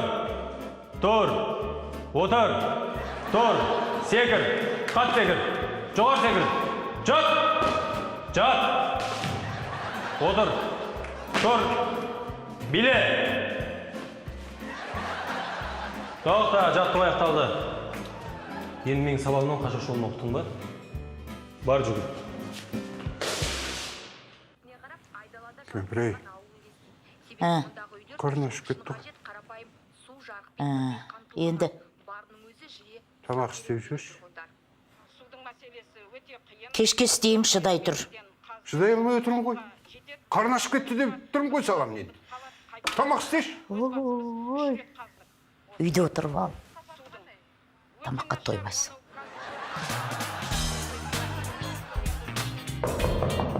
Кіріңіз. Апа келіңіз. Ойбай, не болып қалды, тыныштық па? Отырыңыз. Сұрама. Не болып қалды? Сержан-ау. Мен ақшарлатып отырмын ғой. Қанша сомайды? 30 мың. Ойбай, 30 мың. Оны қашан ұрлатып тұрсыз? Осыдан 10 жыл бұрын. Ой, апа, Енді 10 жыл алдын ұрланған нәрсені біз қалай табамыз? Шырағым, Серікжан, мен еш нәрсені білмеймін. Тауып бересіңдер, болды. Мен тіпті оның кімнің ұрлағанын білем. Кім ұрлады? Кластасым, ана, Нұрғайша. Қалай болғанын айтып бересің? Енді қалай болғанда былай ғой. Осыдан 10 жыл бұрын оның тойына мен $100 апарған. Енді кеше менің тойыма 15.000 алып келіп тұр. Апа, дұрыс қой. Ол кезде $100 10 жыл алдым. 15.000 теңге. Бұл бірдей ғой екеуі. Шырағым-ау, бұл деген көпе көрнеу тонау ғой. Мен біліп осы доллардың өсетін, оған таза доллармен апардым ғой. Ай, апа, есебіңіз мықты екен. Серікжан, сен мені мазақтап, сен күлме, шырағым. Жоқ, апа, күліп отқан жоқпын. Бұл мәселені біздің үйдегі досыңыз бар ғой, анам. Сол кісі екеуіңіз жақсы шешетін сияқтысыздар. Шешіп береді сол кісі. Мен кешке айтам, түсіндірем анама. Шында соған неге барып айтпадым бірінші? Тауып береді сол кісі. Нұрғайшаның барып екеміз шашын бір туадап жылайық. Міне, апа, кетсеңіздер. Иә, жақсы жаным-ай, жақсы. Жақсы, апа. Жаным, апам-ай. Есеп мықты.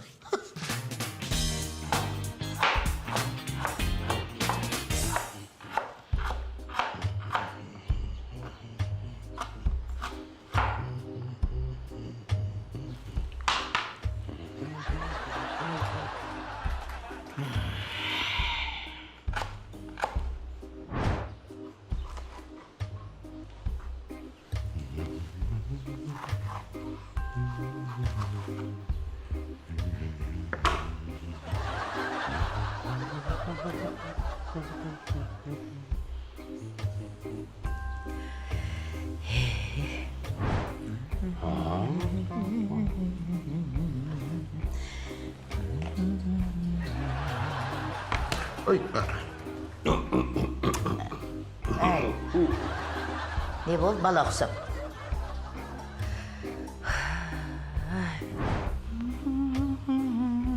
Шал-ау! Ай, шал!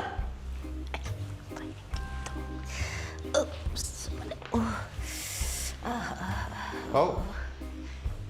Тамақ дайын болды, отыр. Ой, кешке дейін күтейік. Тойып қалдым. Рахмет.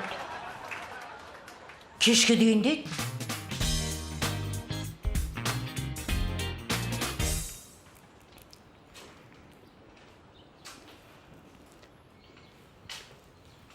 Ау, не болып қалды, жайшылық па? Апай, сізге бір апта бұрын келген едім ғой. Иә? Сізге арықтағым келетінін айтқанмын. Ай, қарағым, саған арықтайын деп емес, сен құлайын деп тұрсың ғой. Енді сіздің айтқаныңызды істедім ғой. Мен не дедім? Кешкі 6-дан соң мүлдем тамақ ішпе дегенсіз. Дұрыс, енді? Сол, сіз айтқан кезден бастап кешкі 6-дан соң әлі тамақ ішпедім. Немене, тоқташ, сен сонда мен айтқаннан кейін, кешкі сағат 6-дан кейін бір апта бойы тамақ ішкен жоқсың ба? Сен қыздың есің дұрыс па? Ажалынан бір өлейін деп жүрсің ба? Бар, ана астында буфет бар, барда тамаққа той бар. Бар. Осы қыздардың естері дұрыс емес, қусүйек болып қайда барасыңдар? Денсаулықтарын бәрін құртып болдыңдар. Ертең қалай бала туасыңдар күйеуге шыққанда? Қусүйек болып қайда барады осы түсінбей. Тамақ көрсең тойып ал, таяқ көрсең қашып кет деген. Тойып ал тамаққа. Сәлеметсіз бе? Сәлеметсіз бе? Кешіріңіз, бірақ маскасы кіруге болмайды. Қазір маска ма? Маскам бар ғой менің. Той, маскамды үйден ұмытып кетіппін. Бұлай-ақ кіре берейінші? Кешіріңіз, бірақ заң бәріне бірдей. Мен сонау жерден келдім. Маскаға бола қайтадан барам ба? Бізден сатып алсаңыз болады, бар жоғы 200 теңге. Мен ақшам болса, сонау жерден жаяу келмейтін едім. А мен ұмытып кетіппін. Жарайды, қазір үйіме барып келемін. Жақсы, біз сізді күтеміз. маскамен күтеміз.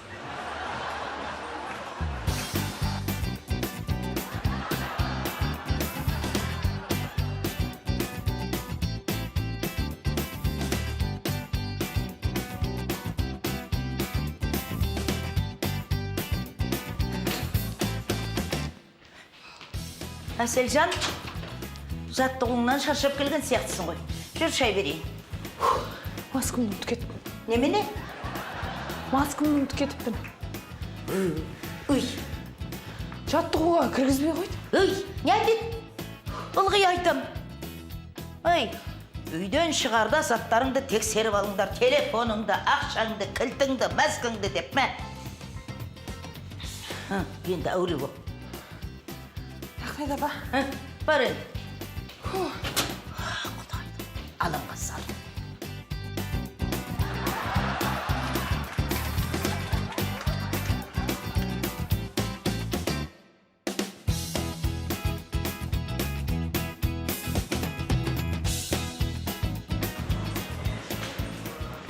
Қош келдіңіз.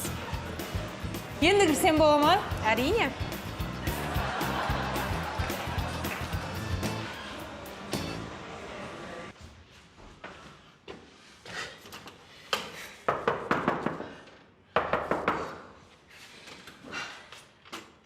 Ой, саламатсыз ба?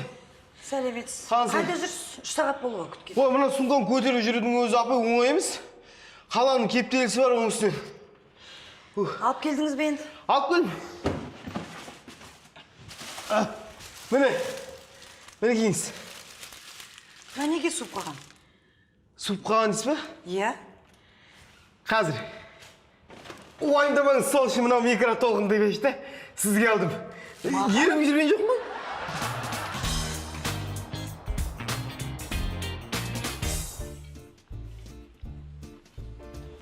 Айдаржан, сен бір түрлі шаршап отырсың ғой. Ой, солға ата, елдің тамағының тасимыз деп шаршап өлетін болдық қой. Онысына ана сумканы көтереміз деп бойымды өспей қалатын болды. Ештеңе етпейді, еңбектің наны тәтті деген. Еңбекқор болу керек. Сосын, Айдар, бар, тұз алып келші.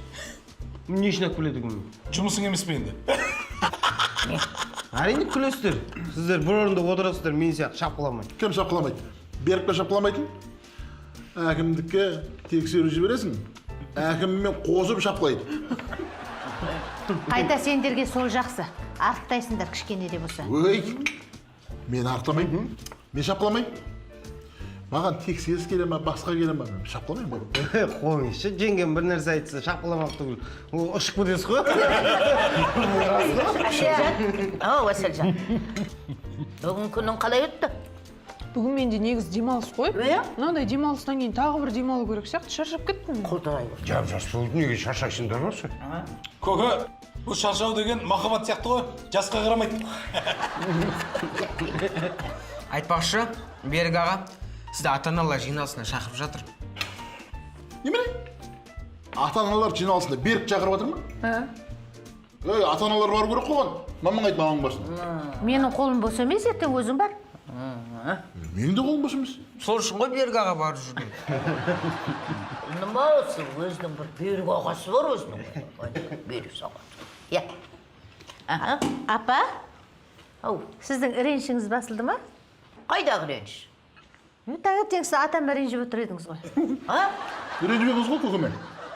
Есімде жоқ. Мен неменеге ренжідім? Ал, болды. Қолдарың жайындар болды. Неге ренжідім? Бұл şimdi. Неге ренжідім мен оны? Есімде жоқ.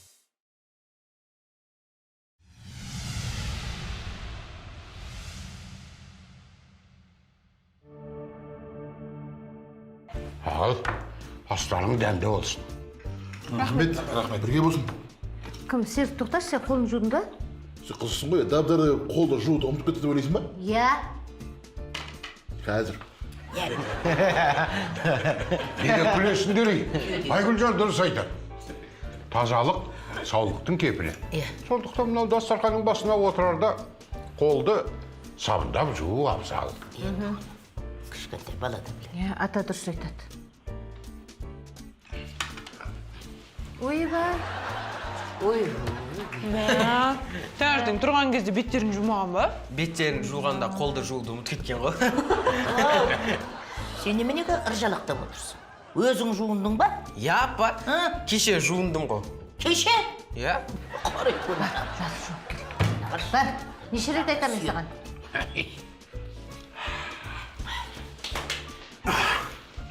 Енді жіберсем бола ма? Ал бер, жүре беренде қарын өсіп кетті ғой. Ал, ас болсын. Ой, тоқтай тұр. Еркешен, тұман мен су әкелші. Мен де қолымда бір шай алайын. Ақыл айтып отырғанда өзіңіз ұмытып кеттіңіз ба? Негізі таңнан бері 2 рет қолды жуғам, бірақ дегенмен де. Кәне. Әкелерін супер соққан. Обал не керек, тазайын ғой. Жасыңыз ақпасын айналайын. Ал. Ой, уақыт боқ қапты ғой. Қолдарын жайындар. Орысамыз азаматты? Ой, сен де қызықсың осы Сергей. Сен мына жерде шайды сараптап отырғанда, ана жақта не бір көліктер заңды бұзып жүрген шығар. Ал, қолдарын жайындар. Жұмыстан қаласыңдар. Ал, қолдарын жайындар. Ойым қайғы жоқ болсын. Жарлы болсаң жасыма, бай болсаң тасыма. Бағдәулет берсін басыңа. Жын шайтан жоламасын қасыңа. Иманның байлығын берсін, бақ берекең, бәрі келсін. Мен айтқан болсын. Тамақтан шалмай кетті. Сонда сендер күнде қолдарын жумай келушсіңдер ма? Мен... Өзің барып тестейсің. Енді жұмыстан кешеді ғой, дұрыс қой. Әкем, телефоныңыз. Әр қазақтың баласының ақ жолықты апасы бар. Ақ апаның ақ самайлы арқа сүйір атасы бар. Аталардың бәрі дана ақыл айтар солар ғана. Жол күзеткен тұңғыш ұлы серттеген баласы бар. Ел арасын жалғаған айналайын келінен. Айгүлдей бір медбике ақ халатқа киінген. Күніменен түніменен пайда көрем деп несиеден. Берікте жүр бұл үйде ақша сана күйінген. Әсел ару қыздары жүрген риза болып, алайдардың үнемі ешкімменен шарасы жоқ. Атасы мен апасының еркешей бір баласының еткесінің бұл үйдің таусылмайтын сұрағы. Бұл отбасы пәленшекте. Қызым, ата. айналайын. Мен соңғы кезде тұрсам отыра алмаймын, отырсам тұра алмаймын. Ата жатып, рахаттан демала бермейсіз ба? Қайтесіз отырып тұрып? Жатқан деген не жатып? Адам деген жалғат екен.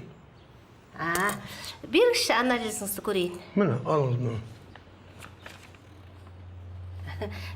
Ата, анализдеріңіз керемет. Мына түріңізбен бар ғой, сіз 100 жасайсыз.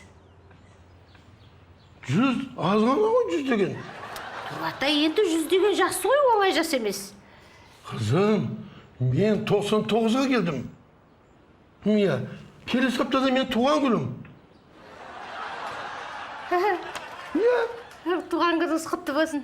Рахмет, рахмет. Жақсы сау болыңыз. Қап, 101 деп айтпағанымды қарашы. Манчатты. Қайда анаура? Қай жерде отыр? Көке, жайшама не болды? Мен үйін тонаған, ұрымен кездесуге келдім. Кеше анасыз анау, үйіне ұры түскен жігіт емессіз бе? Не болып қол? Тез арада сол ұрымен кездесуім керек. Не үшін кездесумен? Кеше ұрлаған заттардың бәрін қайтарып берген сияқты ғой. Әлде ана тыққан-бұққан ақшаларыңыз бар ма да? Оны қоя тұршы. Мен ана ұрының қалай әйелімді оятпай үйге кіріп шыққанын сұрап алғым келіп отыр. 10 жыл болды ғой. Үйге кеш келіп, қанша жай жүрсем де әйелім оянып кете береді. Соны біліп алсам болады ма? Мүмкін олар үйімізге мас емес, сау күйде кіргеннен кейін шығар оянбағаны. Солай болып тұрған ғой, ә? Солай ғой.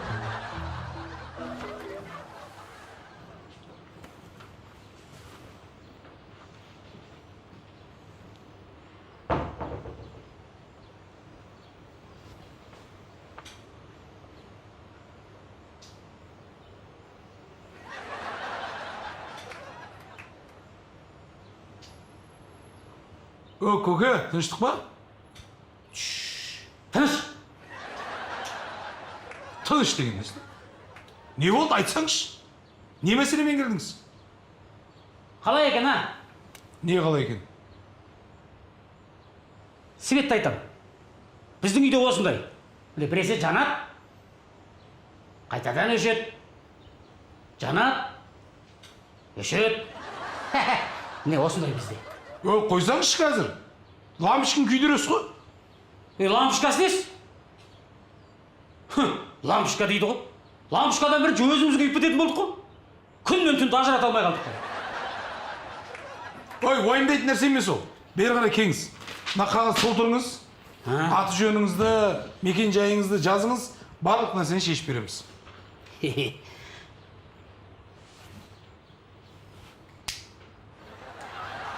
Не істеп отырсыз? Не бұл? Газ ғой. Бізде газ біресе бар, біресе жоқ. Бар, жоқ. Мен сізге не айтып тұрмын? Жазыңыз, аты жөніңізді, мекен жайыңызды. Барлық мәселені шешіп береміз. Айтпақшы суда. Оны енді көрсетпей-ақ қойыңыз. Шешіп берсеңдер бір. Аха. Қарындас, сізбен танысуға бола ма? Жоқ. Мен көрінген жігітпен таныспаймын. Қарындас, сізбен танысу үшін өмір бақи көзіңізге көрінбеуге дайын. Онда менің есімім Әсел. Өте қуаныштымын. Шынымды айтсам, сіздің сұлулығыңызды суреттеуге сөзім жетпей тұрғаны. Рахмет. Әсел, мына гүл шоқтарын аласыз ба? Маған ба?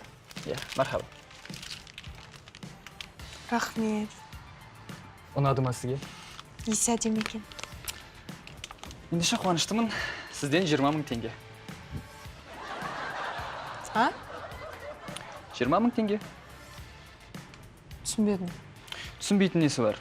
Мен негізі гүл сатып жүргем. Бірақ сіз аламын деп қойдыңыз. Мен сізді маған қырыңдап тұрма деп ойласам, керек емес гүліңіз.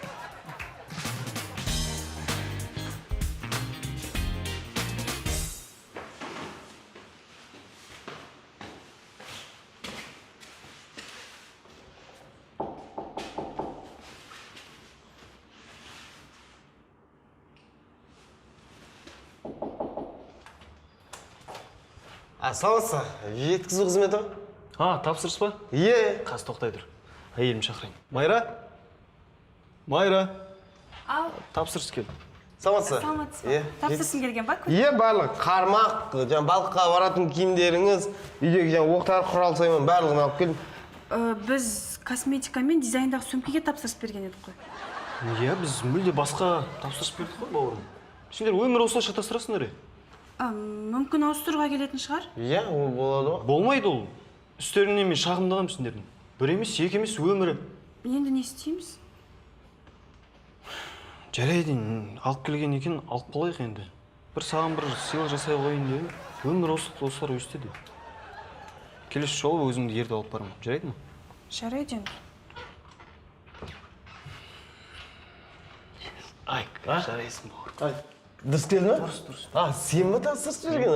Бәсе. Қармақ бәрі бар ғой? Бәрі бар. Есінде сен емессің былтыр. Анау әйеліңе көйлек аламын деп қысқы дөңгелек алған. Тапсырса басын істей деген бауырды.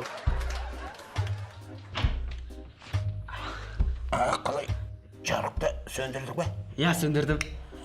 Дұрыс болды, соған мұқият болу керек. Әйтпесе қолсызды тәлтіріктеп жүргенде тоқ соғып, дірілдеп қалмайын. Жоқ, уайымдамаңыз. Тіпті көршімде естетін өшіріп тастадым ғой. Мынаны қарашы. Сендер қоясына құртқан, Ой, бір тыным жоққа бір жарты сағат сайын телефондарыңды қуаттайсыңдар ма осы? Бір тығып бір алып, бір тығып бір алып, дымы қалмапты әнді қара. Атам мен ғана емес, бәрі пайдаланады ғой. Айттым ана Серік әкеңе. Ай, тоқтың көзін балалардың қолы жетпейтін жерге қою керек деп. Тыңдамайды ғой. Ата, осының бәрін қайдан білесіз? Қолыңыздан келмейтін зат жоқ қой. Кішкентай кезімде мен де атамның қасында жүріп үйрендім.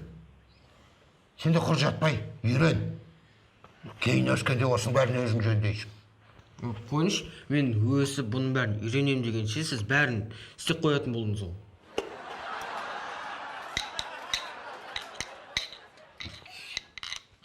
Дәрігер, көмектесіңіз.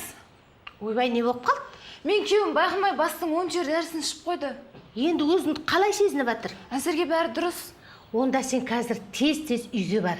Сосын күні бойы қасында бол. Аузыңды жаппай сөйлей бер. Сонда ол қай күн түседі? Ау, енді миын ашып басын ауыртпайсың ба? Ақыры бастың дәрісін ішкен екен. Зая кетпесін.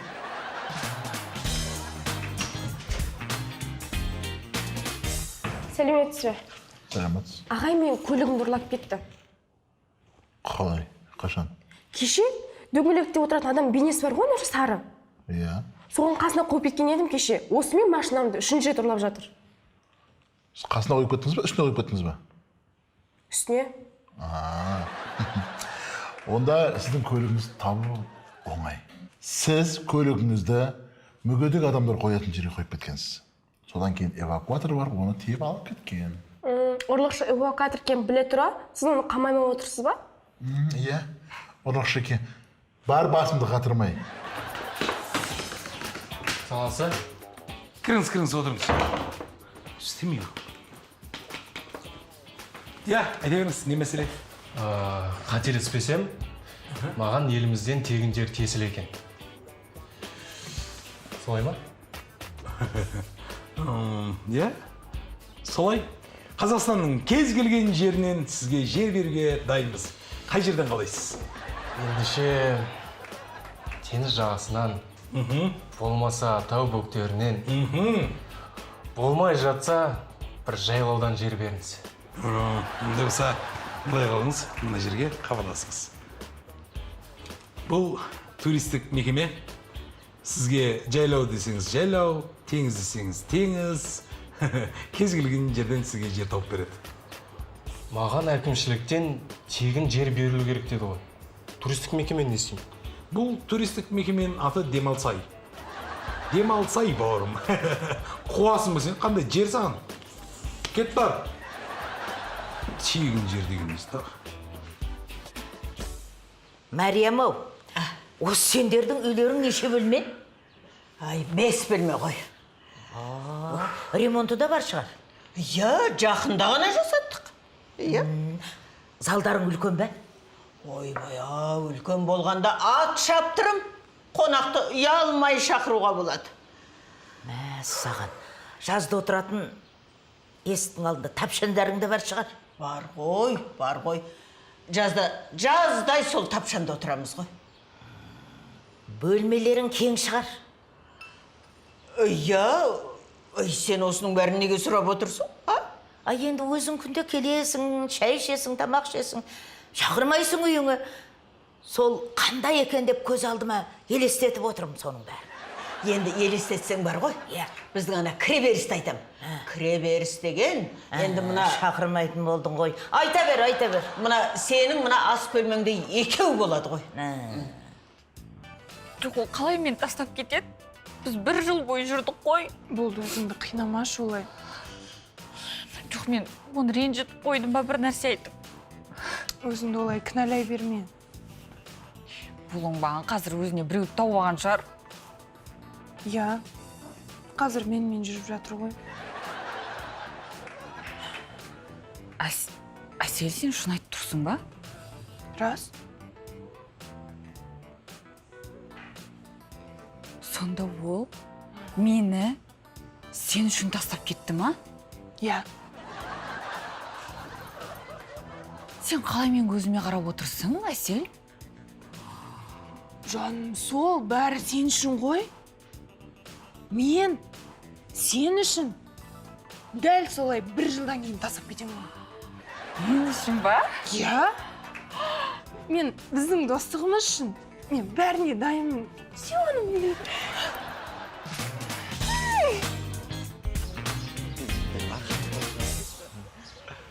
Сәлем, қалайсыңдар?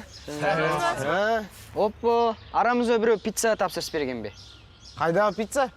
Аяқтың жағымсыз иісінен құтылатын крем тапсырыс беріпсіңдер ғой? Не көресіңдер? Қайсың тапсырыс берген? Біздің арамызда ондай адам жоқ.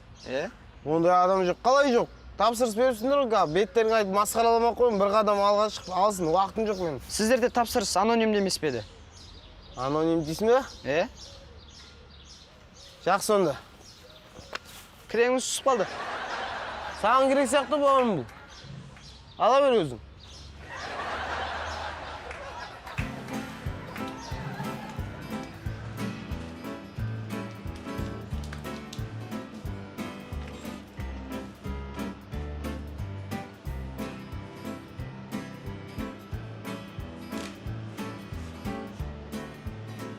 Ай, қысым-ай, мен бір нәрсе сұрайын деп ем. Не істедіңіз? Айта беріңіз. Бір сыйлық іздеп жүреді. Біздің дүкенде сыйлықтардың неше түрлісі бар. Сіз кімге іздеп жатсыз?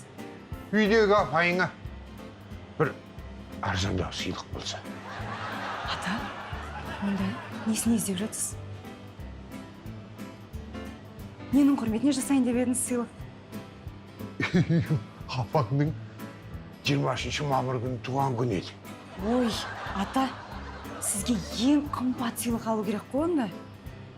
Неге?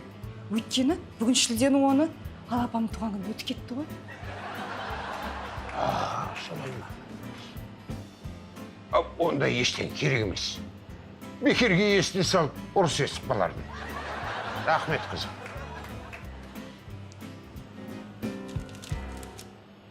Кет, тоңбаған. Айтып тұрған сөзін қарашы, мынаны көзіме көрінбейтін бол.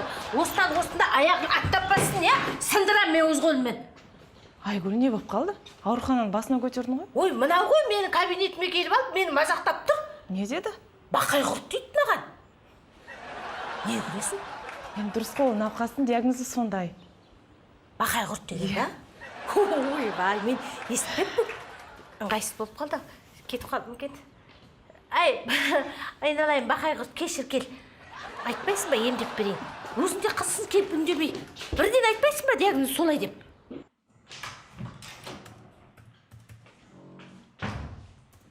Саламатсыз ба? Саламатсыз, келіңіз. Мен сіздерге телефон тауып беру жөнінде арыз қалдырып едім. Отырыңыз.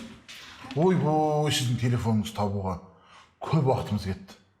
Біз деген өзіміздің ең мықты деген қызметкерімізді қоса отырып, сіздің ұялы телефоныңызға 4 күн уақыт жіберіп таптық. Таптыңыздар ғой әйтеуір, иә? Таптық. Онда. Ой, сіздің телефоныңыз. Мінекейіңіз ұялы телефоныңыз. Мәссаған, рахмет сіздерге. Ой, енді біздің өзіміздің жұмыс қой. Бірақ мен сіздерге тағы бір өтінішім болып тұр еді. Тағы да? Иә. Маған үйімнің кілтін тауып бересіздер ма? Кілт тауып беру. Жарайды, тауып береміз. Бірақ енді оған көптеу уақыт кетеді. Қанша уақыт кетеді? Бір аптадай уақыт кетеді. Жарайды, тек тауып берсеңіздер болды. Мен сіздерге сенем. Рахмет, сеніміңізге рахмет. Жоқ, сіз бара беріңіз. Бізге бір апта уақыт керек. Бір апта. Сіз өзіміз хабарласамыз. Жақсы. Сау болыңыз.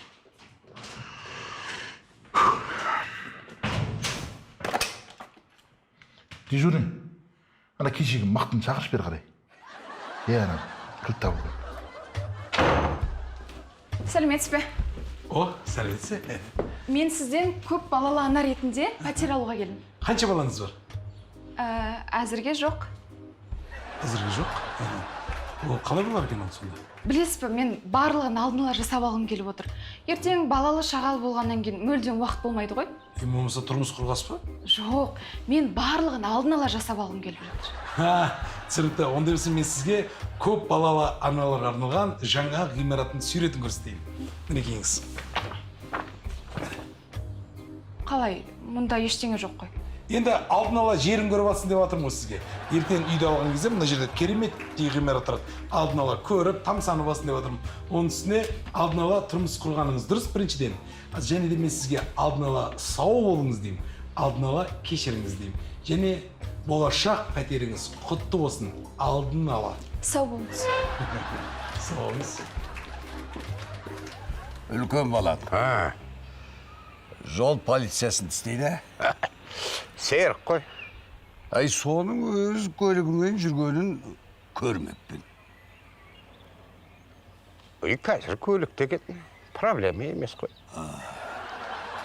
Ал ана екінші ұлың әкімнің орынбасары.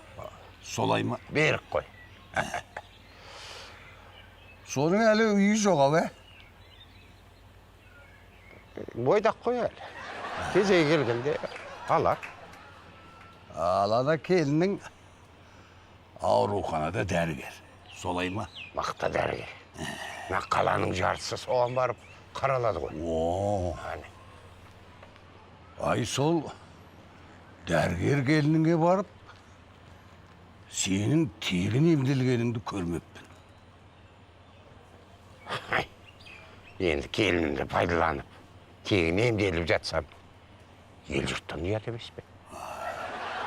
Ой, сен осының бәрін неге сұрап отырсың? Ана балаларыңа жақсы тәрбие беріпсің. Олардың орында басқа біреу болғанда, баяғыда көтеріліп кетереді. Көтеріліп. Өзі де келе жатыр. Кім? Балам ғой.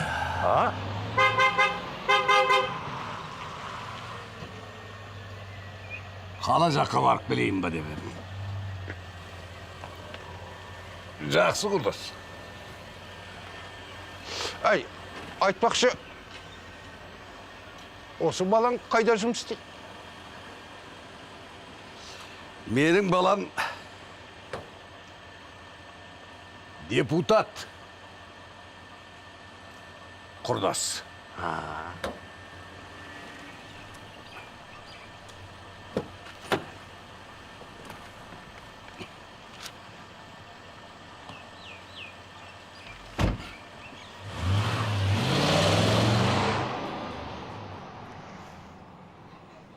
Балаңа дұрыс тәрбие берілмеген екенсің ау, Сізді шаш қысқартып 2000 теңге. Ал тек жандарын алдырса қанша болады? 1500. Ал тек қана төбесін алдырса қанша болады? 1000 теңге болады. Жай қайшымен жұқартып бере аласыз? 500 теңге. Осылай жүре берсемші. Иә, бұлай негізі жаман емес. Әдемі жасап тұр. Рахмет. Қанша мен? 200 теңге. Кассаға төлесеңіз. Мен айтам ғой, мен қорқпайм. Мен анау бірауынан қорқпайм. Аға, мен көлігімді ұрлап кетті. Жаңа ғана мына жерде тұрған. Қандай көлік? Қызыл Toyota 50, сұр түсті, 99 жылғы. Ерекше белгілер бар ма? Бар. Алдыңғы фарасы дұрыс жанбайды. Артқы номер майысқан дұрыс көрінбейді. Сосын поворотниктар жанбайды. Болды. Табыла ма? Таппағанда біздің жігіттер ондайды бар ма? Тез тауып ал. Солай емес пе? Болды, қазір табамыз. Сен әзірге айыппұл төлепсің? Қайдағы айыппұл? Қайдағы айыппұл? Сен айтып тұрған жоқсың ба? Көлігіңнің бір фары жанбайды, поворотник жанбайды, бан берсін ған деп. Вот, бан берсінсе енді, қолды қойды айыппұл төледі. Қумайсың ба? Сен өзің қуасың ба? Дәрігер, кірсем болады ма? Әкеңіз келіңіз. Саламатсыз. Дәрігер, кеше сіз маған шатастырып, ацетил қышқылының орнына прометил қышқылын беріп жіберіпсіз.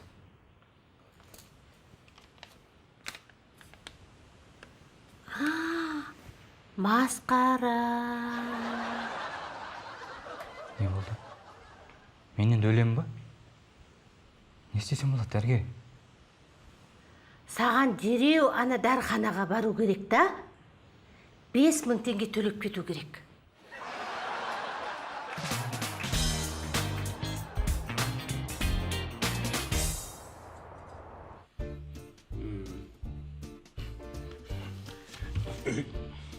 Берсеңші, мен алайын деп отырмын жаңа. Сен алайын деп отырғанда мен жаңадан бері осыны жеймін деп ойланып отырдым ғой. Қалай ойланып отырғансыз, мен алайын деп отырмын. Бір сәл кішіпейіліңізді танытып бересіңіз болады. Ойбай, не деген сөздер ғой, кішіпейілдік деп. Ой, қойшы. Адам жасын сыйласа сен, жасын үлкен шығар сен. Доғарыңдар болды енді. Не болды сонша? Бір үйдің баласы емессіңдер ме? Дар-дардай жігіт бол. Бір кішкентай алмаға таласа отырғандар несі? Мен сендерге бір аңыз айтайын. Аңыз болғанда... Баяғыда бір байдың өздерің сияқты екі ұлы болыпты. Содан күндердің бір күнінде әлгі байды айтам да, бар байлығын осы екі ұлына бермекші болады. Содан әлгі бай бар байлығын екі ұлына теңдей қылып бөліп береді ғой. Ата, не үшін айттыңыз аңызды бұл? Сендер де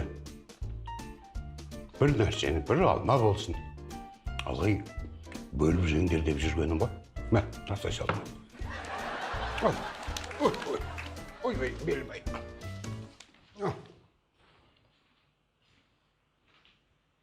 Бізге бөліп бере ма десем? Мен де сөйтіп ойлағам. Өй жегісі келген екен. Мә, жеп қойын. Қалдырғаннан шүкір.